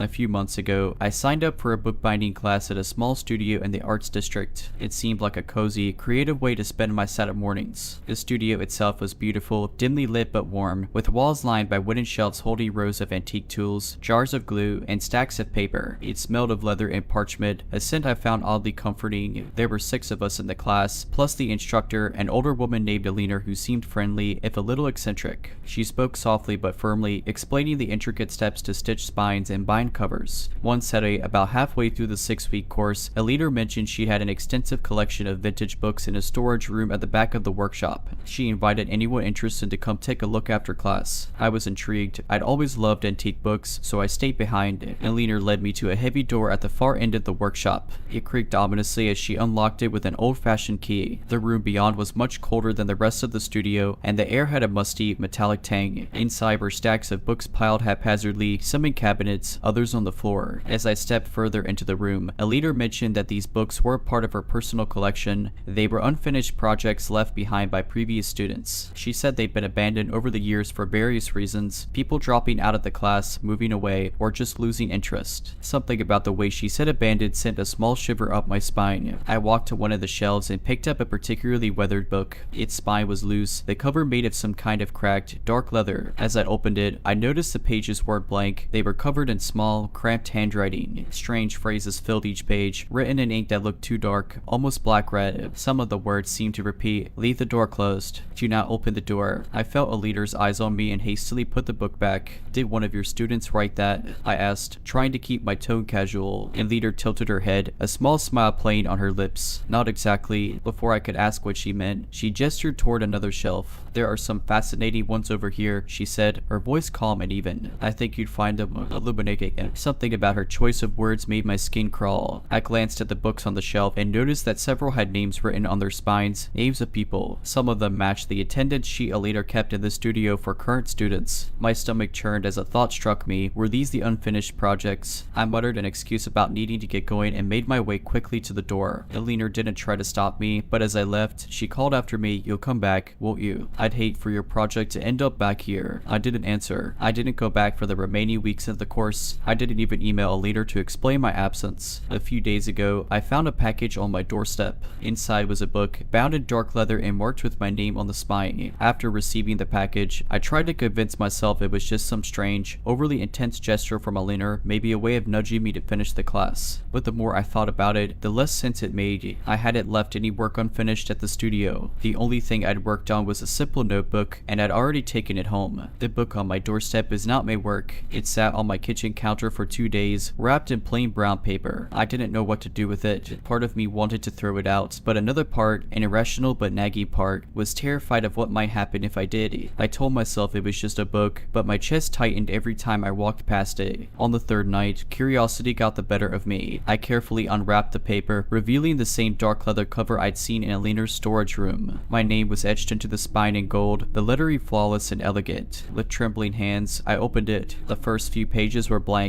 I let out a breath I didn't realize I'd been holding and flipped through, hoping to find what? Proof that this was some elaborate joke, evidence that Alina wasn't as unsettling as she seemed. Then I reached a page filled with writing. It wasn't my handwriting, but the words were familiar. They were mine, a passage I'd written in a journal years ago about a dream I'd had that left me shaken for days. The details were exact, down to the description of the shadowy figure standing at the foot of my bed. I kept turning pages, and more of my private thoughts stared back at me. Diary entries, notes I'd scribbled in old notebooks, even a letter I'd written to my late grandmother but never sent. I felt exposed, like someone had torn through the most vulnerable corners of my mind and stitched them together on these pages. And then I saw something worse. Toward the back of the book, the writing changed. It wasn't mine anymore. It was a list. My name was at the top, followed by 5 others. I recognized some of them. They were the other students in a leader's class. 2 names had been crossed out, and next to them were dates. One of the dates was from 2 months ago. I froze, my breath catching in my throat. My mind raced, trying to make sense of what I was seeing. Were these the unfinished projects Alina had mentioned? What had happened to the people whose names were crossed out? The last entry on the list was blank, no date, no line through it, but it was my name. I slammed the book shut and shoved it back into its paper wrapping. I wanted to get rid of it, but I couldn't just throw it away. What if someone else found it? What if it came back to me? The next day, I drove to the edge of town to a secluded spot by the river. I brought the book with me, along with a canister of lighter fluid. I doused the book and lit a match, watching as the flames consumed it. The leather cover curled and blackened, and the pages disintegrated into ash. I felt a wave of relief as the last ember died out. I thought it was over, but last night, I woke up to the sound of something scraping against my front door. When I went to check, there was nothing there, just a faint, musty smell in the air, like old paper. This morning, I found another package on my doorstep, smaller this time, and inside was a single page, charred at the edges. My name was at the top, with today's date written underneath. I didn't sleep last night. I kept the lights on in every room, pacing and checking my windows every few minutes. It didn't feel like I was alone. There was no reason for me to feel that way, no footsteps, no whispers, but the silence felt heavier than it should have.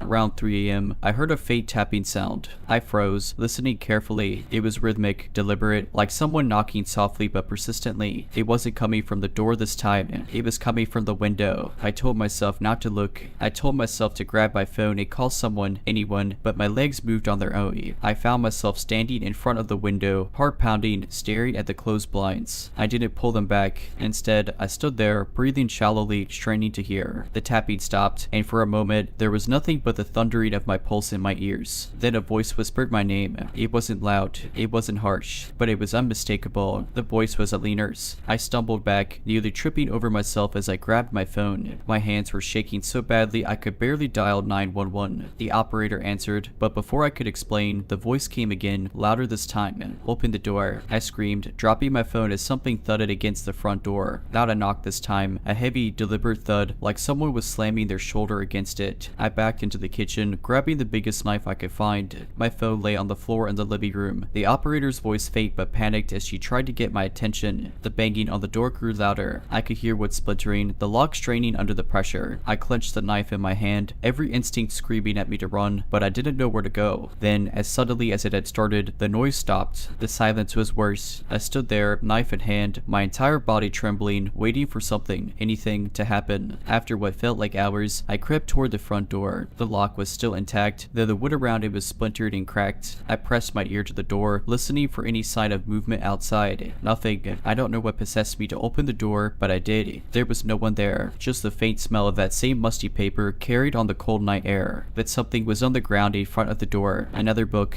I didn't touch it. I didn't even try to look at it. I slammed the door shut, locked it, and grabbed my phone, finally telling the operator everything that had happened. The police arrived about 15 minutes later. By then, the book was gone.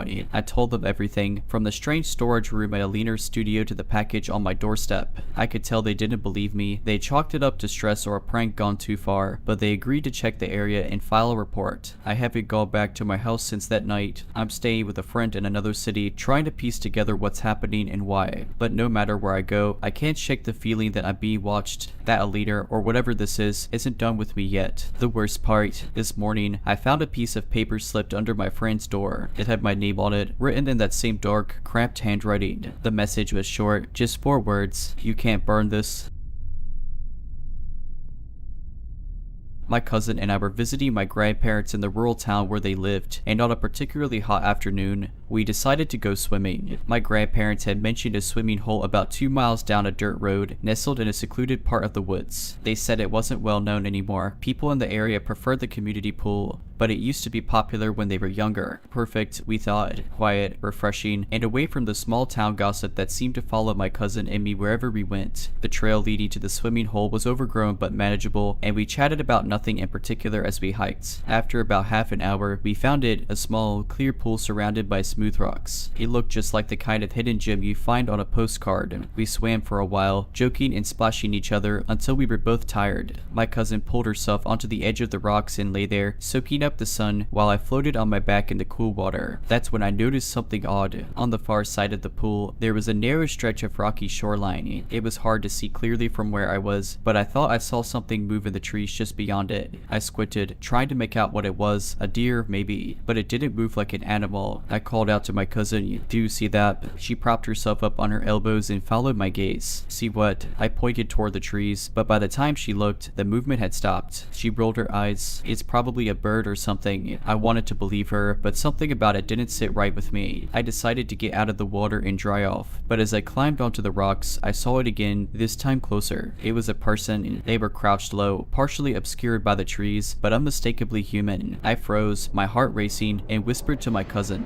"There's someone over there." Her eyes widened as she looked where I was pointing. For a second, she didn't say anything. Then, in a voice that was barely audible, she said, "Get your stuff. We're leaving." We grabbed our towels and shoes and started walking back toward the trail. I tried to act casual, like we hadn't noticed anything, but every nerve in my body was screaming at me to run. Halfway back to the main road, we heard footsteps behind us. They weren't rushed, just slow and deliberate, matching our pace. We glanced at each other, panic etched across both our faces. Without a word, we broke into a sprint, crashing through the underbrush until we reached the dirt road. When we finally stopped to catch our breath, we looked back. No one was there. We told my grandparents what happened, and they immediately called the local sheriff. He sent a deputy to check the area, but they didn't find anyone. The next day, my grandfather mentioned something that chilled me to the bone. He said that years ago, a man had been caught living near that swimming hole, hiding out after escaping from prison. They thought he'd been caught or moved on, but hearing our story made my grandfather wonder if someone else had taken up residence there. Needless to say, we never went back. About a week after the incident at the swimming hole, things started to feel normal again. My cousin and I had tried to shake off the unease, chalking it up to some local loner or a hunter who gotten too close. But deep down, neither of us could completely let it go. On the last night of our visit, my grandparents threw a small cookout in the backyard. Their property bordered the same woods where the swimming hole was located, but the house itself was far enough away that we didn't give it much thought. It was one of those warm summer evenings where the air is thick with the smell of grilling food, and the cicadas provide a constant hum in the background. My cousin and I were sitting on the porch, watching the sun dip below the trees, when we noticed something strange. There was a faint glint of light coming from the edge of the woods. At first, I thought it was just fireflies, but the glint was steady, too steady to be a bug. It flickered, then disappeared, only to reappear a few feet to the left. I nudged my cousin. "Do you see that?" She squinted, then froze. "Yep." "What is it?" It didn't take long for both of us to realize it was a reflection. Someone was holding something shiny, like a piece of glass or metal, and moving it deliberately to catch the light. "Don't freak out," my cousin whispered. "Let's just go inside." We stood up and walked back into the house, trying to act normal. Once we were inside, we locked the door and pulled the curtains. My grandparents noticed something was up and asked what was wrong. When we told them, my grandfather grabbed his flashlight and headed outside to investigate. He was gone for about 10 minutes, and when he came back, his face was pale. He didn't say much, just muttered something about not wanting to worry us and suggested we all call it a night. But later that evening, as my cousin and I were lying in bed, we heard him talking to my grandmother in the kitchen. He was trying to whisper, but the walls in the old house were thin. There was someone out there, he said, footprints near the tree line. Whoever it was, they were watching us. My heart sank. I could feel my cousin tense up beside me. The next morning, my grandfather called the sheriff again. This time, they took it more seriously. The deputy came out with a tracking dog, and while they didn't didn't find anyone, they did confirm that someone had been on the property. They found fresh footprints in a small pile of cigarette butts near the tree line. The deputy suggested it could have been a drifter or someone camping out in the woods, but my grandparents weren't convinced. They decided to install motion-activated lights around the property and a new lock on the gate at the end of their driveway. My cousin and I left the next day, and though we were relieved to get back to the city, the memory of those woods lingered. I kept wondering who that person was and what they wanted. Were they just curious? Or did they have other intentions? A few months later, my grandmother called to tell me that the lights had gone off one night. My grandfather went out to check and found nothing, but the next morning, they discovered fresh footprints leading from the gate to the edge of the yard. Whoever it was had been there again. That was the last time it happened, as far as I know, but I still think about it whenever I visit. Those woods, once just another part of my childhood summers, feel different now. After the summer incident, I made a conscious effort to avoid thinking about it. Life went on, and I didn't visit my grandparents' house for another couple of years. When I finally did, it was for a family reunion. The gathering brought people from all over, filling the house with laughter and chaos. It was enough to make me forget about the uneasy memories of that last summer. The reunion took place in early fall. The air was crisp, and the woods surrounding my grandparents' property had started to take on fiery shades of orange and red. Despite the cheerful atmosphere, I couldn't help but feel a twinge of anxiety when I looked out toward the tree line. It was too quiet. The first night of the reunion passed without incident. The second, however, was a different story. Around 11 p.m., I was lying in bed, scrolling on my phone. My cousin, yes, the same one from before, was in the room with me, already asleep.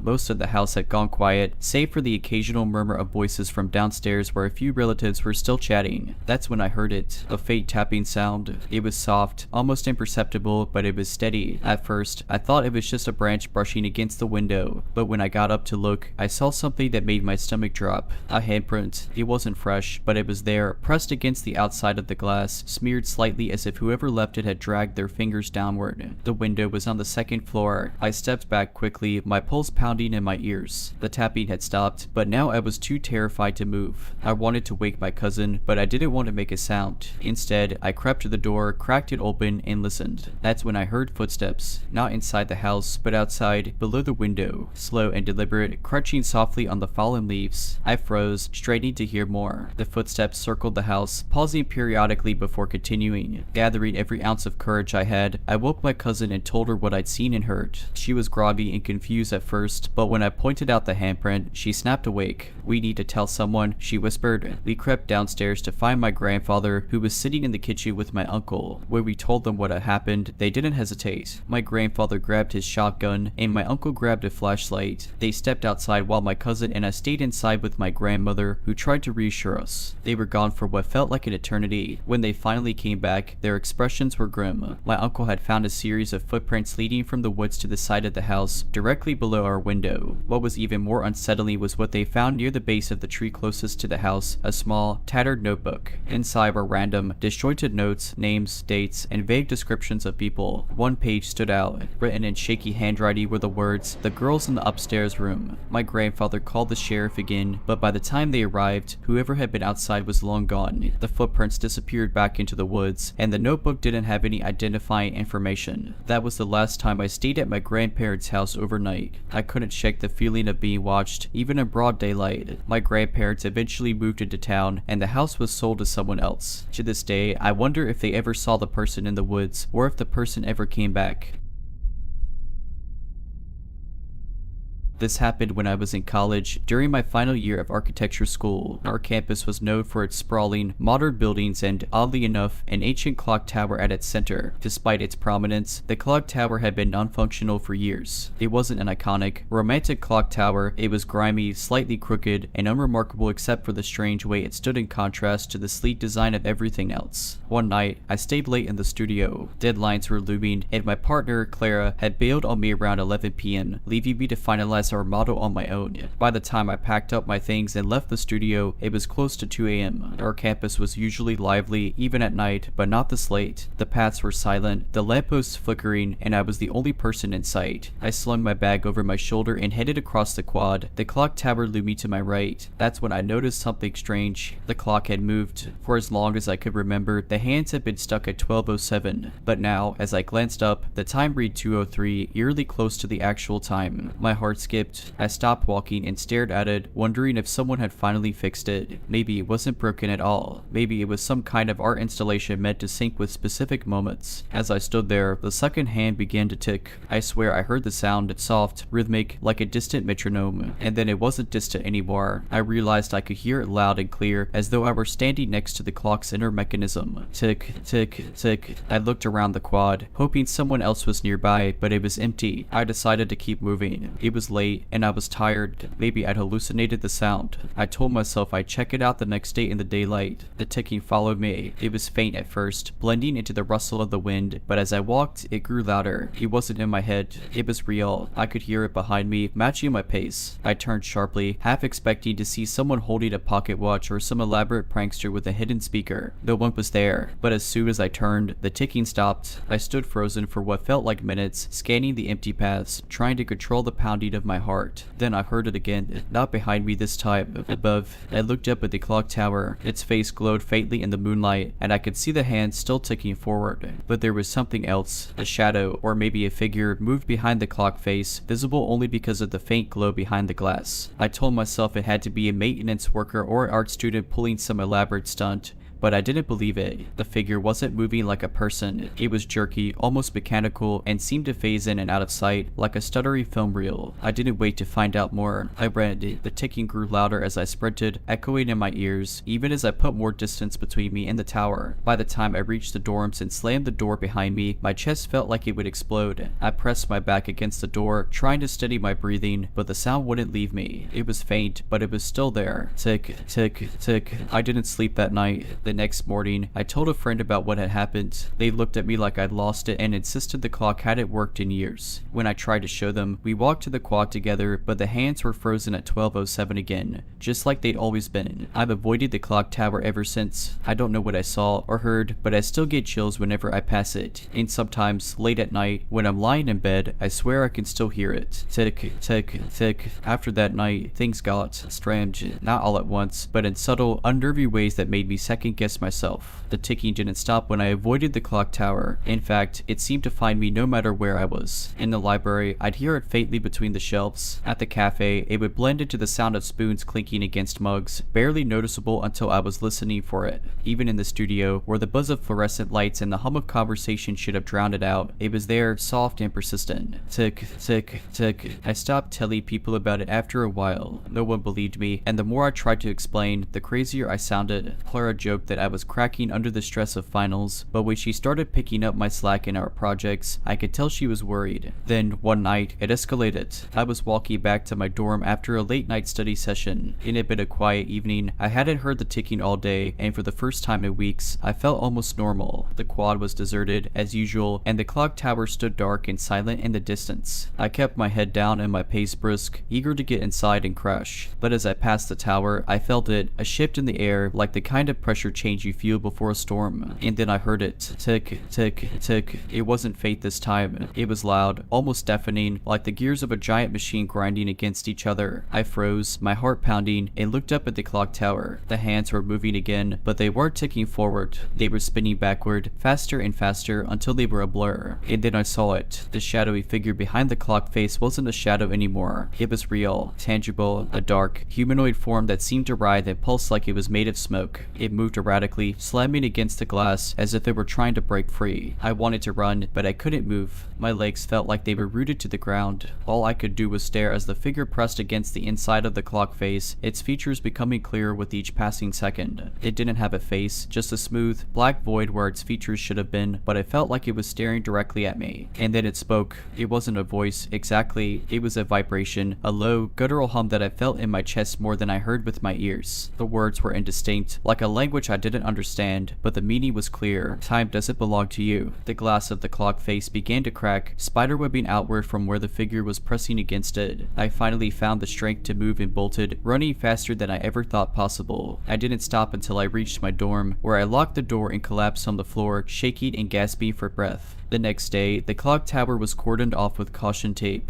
Rumors spread that a structural issue had been discovered and it was unsafe, but no one seemed to know the details. When I asked around, a professor told me that the clock tower was scheduled for demolition. I should have felt relieved, but I didn't. The ticking didn't stop, even after the tower was torn down. It followed me for the rest of the semester, faint and intermittent, like a distant reminder. I graduated and moved away, but every now and then, I still hear it, soft, rhythmic, and impossible to ignore. Tick, tick, tick. After graduation, I tried to put the whole thing behind me. I moved to a new city, got a job at a design firm, and focused on building a fresh start. For a while, it worked. I was busy, distracted, and surrounded by people who had no idea about my strange experience. The ticking was faint, barely noticeable, and I convinced myself it was just a memory, a phantom of my anxiety, nothing more. Until last week, I was working late, alone in the office, when I heard it again, clearer this time and closer. The rhythmic, mechanical tick-tick-tick that had haunted me during those nights on campus. My stomach dropped as I froze in place, listening. The office was silent except for the ticking, which seemed to come from everywhere. No clock in the room, no visible source, just the sound, constant and unrelenting. I stood and scanned the room, my heart racing. The open plan layout offered nowhere to hide, but the shadows seemed darker than usual, stretching unnaturally long across the polished floors. The ticking grew louder, almost unbearable, and then, just like before, it stopped. And I wasn't alone.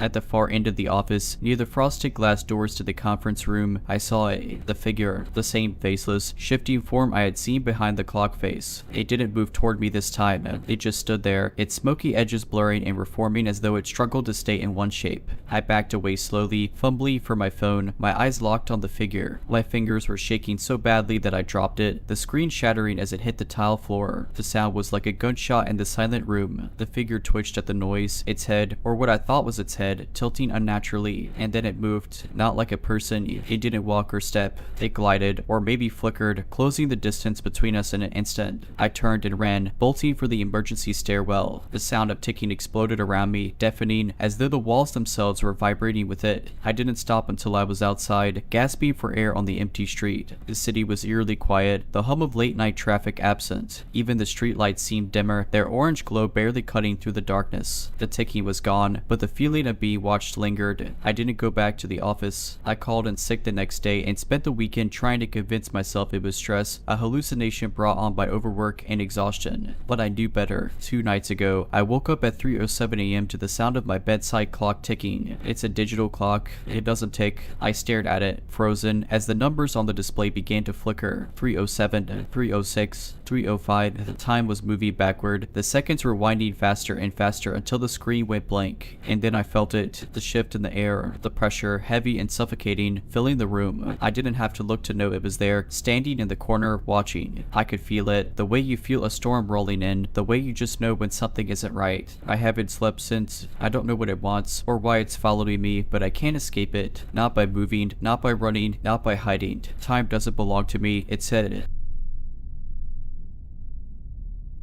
It was late October, and I was returning from a business trip in the Pacific Northwest. My flight had been canceled due to weather, so I had to take a ferry to cross the strait and get to my destination. It wasn't my first choice. I hated water travel, but I figured it was better than spending another night in a hotel. The terminal was eerily quiet. Most people had already caught the earlier ferries, and the weather was growing worse by the minute. The air smelled like rain and salt, and the wind whipped through the open spaces, biting into my skin. I boarded the ferry alongside a few others, a young couple with a sleeping baby, an older man in a heavy coat, and a handful of others who looked as weary as I felt. The ferry's interior was dimly lit, and most of the passengers headed straight to the indoor seating area. I opted to stay outside on the deck. The cold was preferable to the stale air inside. I leaned against the railing, watching the dark water churn below. That's when I noticed her, a woman, standing at the far end of the deck, her back to me. She was wearing a long, dark coat that swayed in the wind. Her hair was unkempt, and something about her posture struck me as off. She wasn't looking at the water or the shoreline.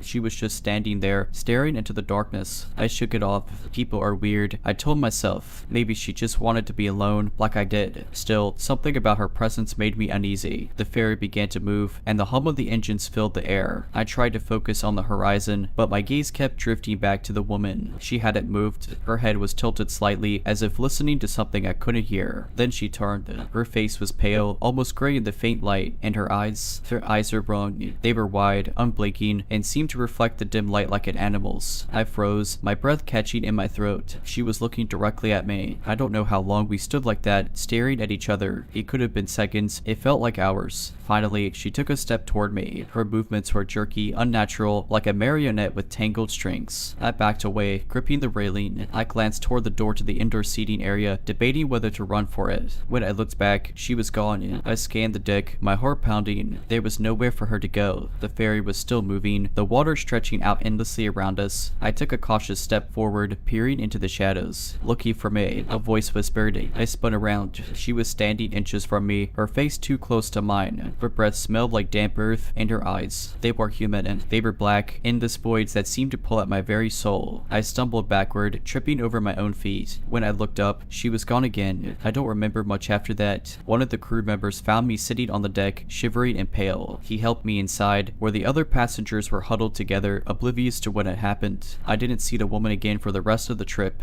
When the ferry docked, I practically ran off, desperate to get away from the water. As I walked toward the terminal, I glanced back one last time. I couldn't sleep that night. Every time I closed my eyes, I saw her face. Those eyes, like twin voids, boring into me. I kept telling myself it wasn't real. Maybe I was overtired from the trip. Maybe the rough weather was playing tricks on my mind. But deep down, I knew. The next morning, I convinced myself it was over. I was far from the ferry now, in a bright, bustling city. I went about my meetings, though I couldn't shake the feeling of being watched. It was subtle at first, a prickling sensation on the back of my neck, the kind that makes you glance over your shoulder for no reason. I chalked it up to nerves until I saw her again. It was in the reflection of a window. I was sitting in a cafe, trying to focus on my laptop, when I caught movement out of the corner of my eye. The window across from me showed the busy street outside. People passed by in hurried blurs, but then there she was, standing perfectly still in the middle of the crowd, facing me. Her dark coat swayed slightly, even though there was no wind. I turned around sharply, my heart hammering in my chest. The spot where she'd stood was empty. The crowd bustled on, oblivious. That was when I realized she wasn't just watching me, she was following me. For the next few days, she appeared everywhere, always at a distance, always just out of reach. In the lobby of my hotel, standing in the rain outside, in the reflection of a store window, unmoving while everyone else rushed by. Once, I thought I heard her whisper my name, but when I turned, no one was there. By the time my trip ended, I was desperate to leave the city. I changed my flight to an earlier one, skipping the ferry entirely. As the plane ascended, I finally allowed myself to relax. Whatever was happening, whatever she was, I was leaving it behind. Or so I thought. Back home, things were normal for a while. I started to convince myself it was just a weird hallucination brought on by stress and exhaustion. Weeks passed, and life went on. Then, one night, I woke up to the sound of knocking. It was slow, deliberate, coming from my front door. I checked my phone. 3:14 a.m. my stomach churned. I live alone, in a quiet neighborhood. No one should have been knocking at that hour. I got up, heart pounding, and crept to the door. Through the peephole, I saw nothing but the empty porch. I stood there for a moment, debating whether to open it. The knocking stopped. Relieved, I turned to go back to bed. That's when I heard it again, this time from the window in my living room. I froze. The blinds were closed, but the knocking was unmistakable. Slowly, I approached the window, every nerve in my body screaming at me to run. I lifted the edge of the blind and peeked out. She was standing there. Her face was inches from the glass, her black eyes locking onto mine. A wide, unnatural smile stretched across her face, her teeth gray and uneven. Her head tilted slightly, as if studying me. I stumbled backward, almost tripping over the coffee table. The knocking grew louder, more frantic. Then it stopped. Silence filled the room, heavy and oppressive. I waited, barely daring to breathe.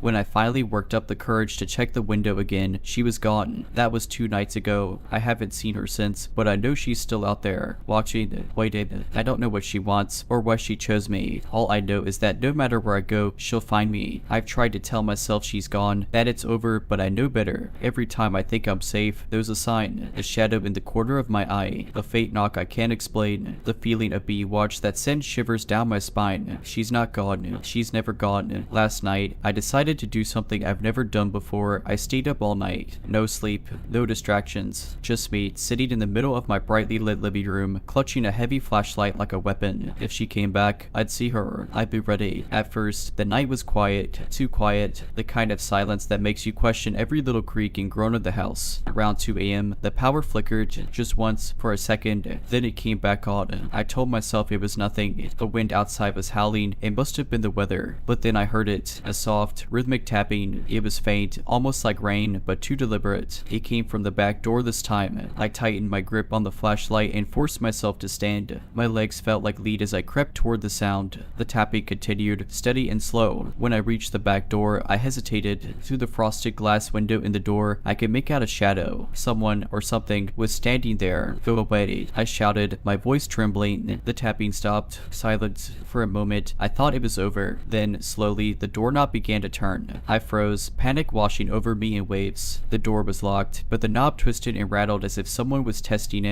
I backed away, my heart racing, and grabbed my phone. I didn't know who to call. The police. What could I tell them? That I was being haunted by a woman from a ferry. The rattling stopped, and I let out a shaky breath. But then I heard it again, the knocking. Not at the back door this time. It was coming from the window behind me. I spun around, my flashlight shaking in my hand. She was there, her face pressed against the glass, that same twisted smile stretching across her face. Her breath fogged up the window as she whispered something I couldn't hear. Her eyes, those endless, black voids, stared into mine, and for a moment, I couldn't move. Then she started pounding on the glass, harder and harder. The sound echoed through the house, each impact making the window shudder. I snapped out of my trance and bolted upstairs, locking myself in the bedroom. I sat on the floor, flashlight clutched in my hands, staring at the door. The pounding continued downstairs, growing louder and more frantic. I don't know how long it went on, minutes, hours. Time blurred into nothingness. Eventually, the sound stopped. When the sun rose, I finally worked up the courage to go back downstairs. The house was empty, but the signs of her visit were everywhere. The back door was covered in smudged fingerprints, and the window she'd been pounding on had faint cracks spiderwebbing across the glass. I don't know what she wants or why she's tormenting me. I've thought about leaving, moving to another city, another country, anywhere, but I know it won't matter. She'll find me. She always finds me. I've started keeping a journal, writing down every detail I can remember about her. Maybe it'll help me understand what she is, or why this is happening. Or maybe I'm just trying to hold on to my sanity. To anyone reading this, please take my advice. If you ever see a woman in a dark coat standing alone, staring into the distance, don't approach her. Don't look at her.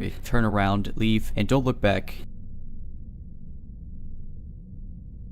It was a Tuesday afternoon, and I had just started my shift at the university's art gallery. It wasn't a particularly busy gallery, just a small annex tucked away on campus, mostly used by students and the occasional curious professor. My job was simple: make sure no one touched the art and lock up at closing time. That day, the main exhibition was a collection of abstract sculptures by a local artist. Some pieces were colorful and playful, while others were darker, almost menacing. One in particular always gave me the creeps, a tall, jagged piece made of blackened metal that looked like it had been struck by lightning. It was positioned near the far corner of the gallery, partially hidden by a divider wall. The shift started like any other. A few students wandered in, some sketching the pieces, others barely glancing at them before moving on. By 5 p.m., the gallery was empty, as it often was in the late afternoons. I did my usual rounds, checking that everything was in order. When I passed the dark sculpture, I felt a shiver run down my spine. It wasn't just the way it looked, it was the feeling I always got near it, like the air was heavier, thicker. I shook it off and returned to the front desk to count down the register. The building was silent, save for the faint hum of the air conditioning. As I was finishing up, I thought I heard something, a faint metallic scraping sound. I froze, my pen hovering over the ledger. Probably just the AC, I muttered to myself. But the sound came again, louder this time. It wasn't the hum of machinery. It was sharper, like metal dragging across concrete. My heart pounded as I stood up and looked around. The gallery was small enough that I could see most of it from the front desk, but the far corner where that sculpture was situated was hidden. Against my better judgment, I grabbed my phone, turned on the flashlight, and walked toward the sound. As I rounded the divider, I stopped in my tracks. The sculpture wasn't where it had been. It had moved. Not far, maybe a foot or two, but enough that its position was unmistakably different. I stared at it, trying to rationalize what I was seeing. Maybe someone bumped into it earlier, but no, it was far too heavy for that. The scraping noise came again, and this time, I realized it was coming from the floor beneath the sculpture. I shone my flashlight down and saw faint scratch marks on the concrete, as though the sculpture had been dragged. The air felt colder now, and my breathing became shallow. I wanted to leave, but I also didn't want to turn my back on it. Then, as I stood there, paralyzed, I saw it. The sculpture moved. It wasn't much, just a slight tilt, almost imperceptible, but it was enough. The jagged edges seemed to bristle, and I swear I heard a low, grinding sound, like a groan. I backed away slowly, my flashlight trembling in my hand. As I reached the front desk, the lights in the gallery flickered, then went out completely. I didn't hesitate. I grabbed my bag and bolted for the door, slamming it shut behind me and locking it with shaking hands. The next day, I called in sick and emailed my resignation. I didn't explain why I couldn't. The gallery director never mentioned anything unusual when I went to pick up my final paycheck, and I didn't ask.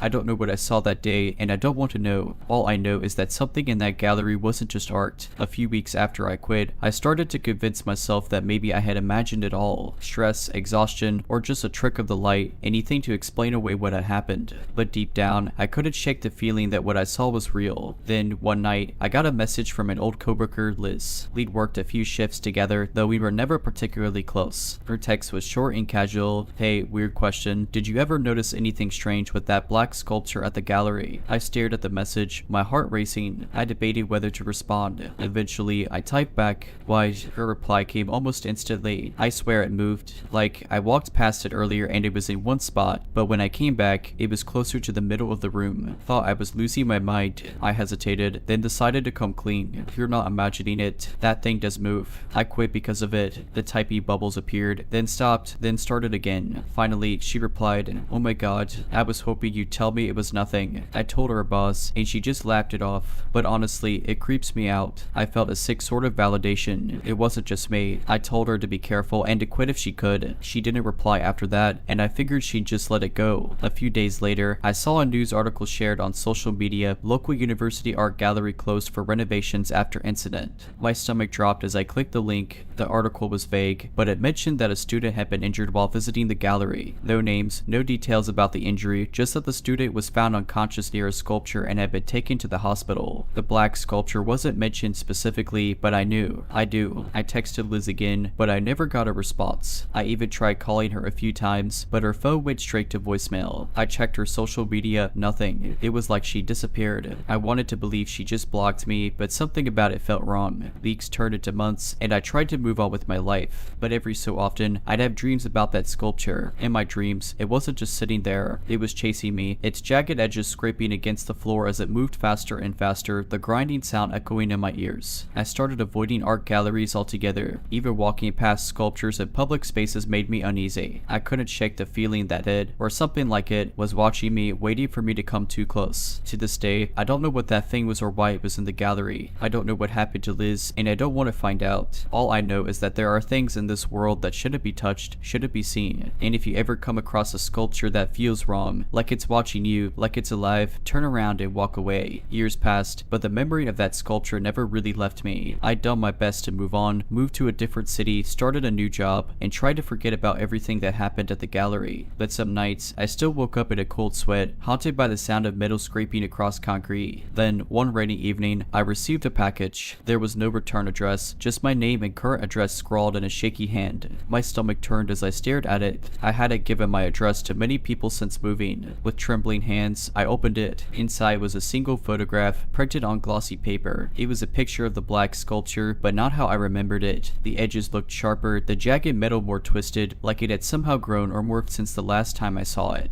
But the most unsettling part was the background. It wasn't the gallery anymore. It was a dark, unfamiliar room with bare concrete walls and a single, flickery fluorescent light. Underneath the photograph was a handwritten note. "It's found you." I dropped the photo, my heart racing. My first thought was that this had to be a prank. Someone from the university, maybe even Liz, trying to mess with me. But the dread settling in my gut told me otherwise. I hadn't spoken to anyone from that time in years. How would they even know where I lived? I spent the next few days jumping at every sound, every shadow that moved in the corner of my eye. I couldn't shake the feeling that I was being watched. I started leaving lights on at night, locking every door and window, even though I knew deep down that wouldn't help. Then, a week after the package arrived, the nightmares started again. This time, they were worse. In the dreams, I wasn't just being chased by the sculpture, I was trapped in that dark room from the photograph. The walls seemed to close in, the flickering light casting warped shadows that seemed to move on their own. And always, the grinding sound grew louder, closer, until I woke up gasping for air. One night, I woke to a sound that wasn't from a dream, a faint scraping noise, coming from the hallway outside my apartment. My blood ran cold. It was the same sound I'd heard in the gallery years ago. I grabbed my phone and crept toward the door, my heart pounding in my ears. The scraping continued, slow and deliberate, like something was dragging itself across the floor. I peered through the peephole but saw nothing, just the empty hallway, dimly lit by the overhead light. I wanted to convince myself it was my imagination, but then I saw it. A shadow moved at the edge of the hallway, just out of sight. It was tall and angular, with with jagged edges that seemed to bristle like the teeth of a saw. I backed away from the door, my hands shaking so badly I almost dropped my phone. The scraping grew louder, closer. I didn't wait to see what would happen next. I grabbed my keys and ran out the back door of my apartment, not stopping until I was several blocks away. I didn't care that I was barefoot or that it was pouring rain. I just needed to get away. That night, I checked into a motel on the edge of town. The next day, I packed up what little I could carry and left. I didn't even give my landlord notice. I just abandoned the apartment and drove as far as I could. Now, I keep moving, never staying in one place too long. I've changed my name, my job, everything about my life. But no matter where I go, I can't escape the feeling that it's still out there, looking for me. And sometimes, late at night, I hear it, the faint, unmistakable sound of metal scraping across the floor. Alright, but that's it. I hope you enjoyed this video. If you did, make sure to subscribe to my channel, like this video, and comment something down below. But as always, Have a nice day.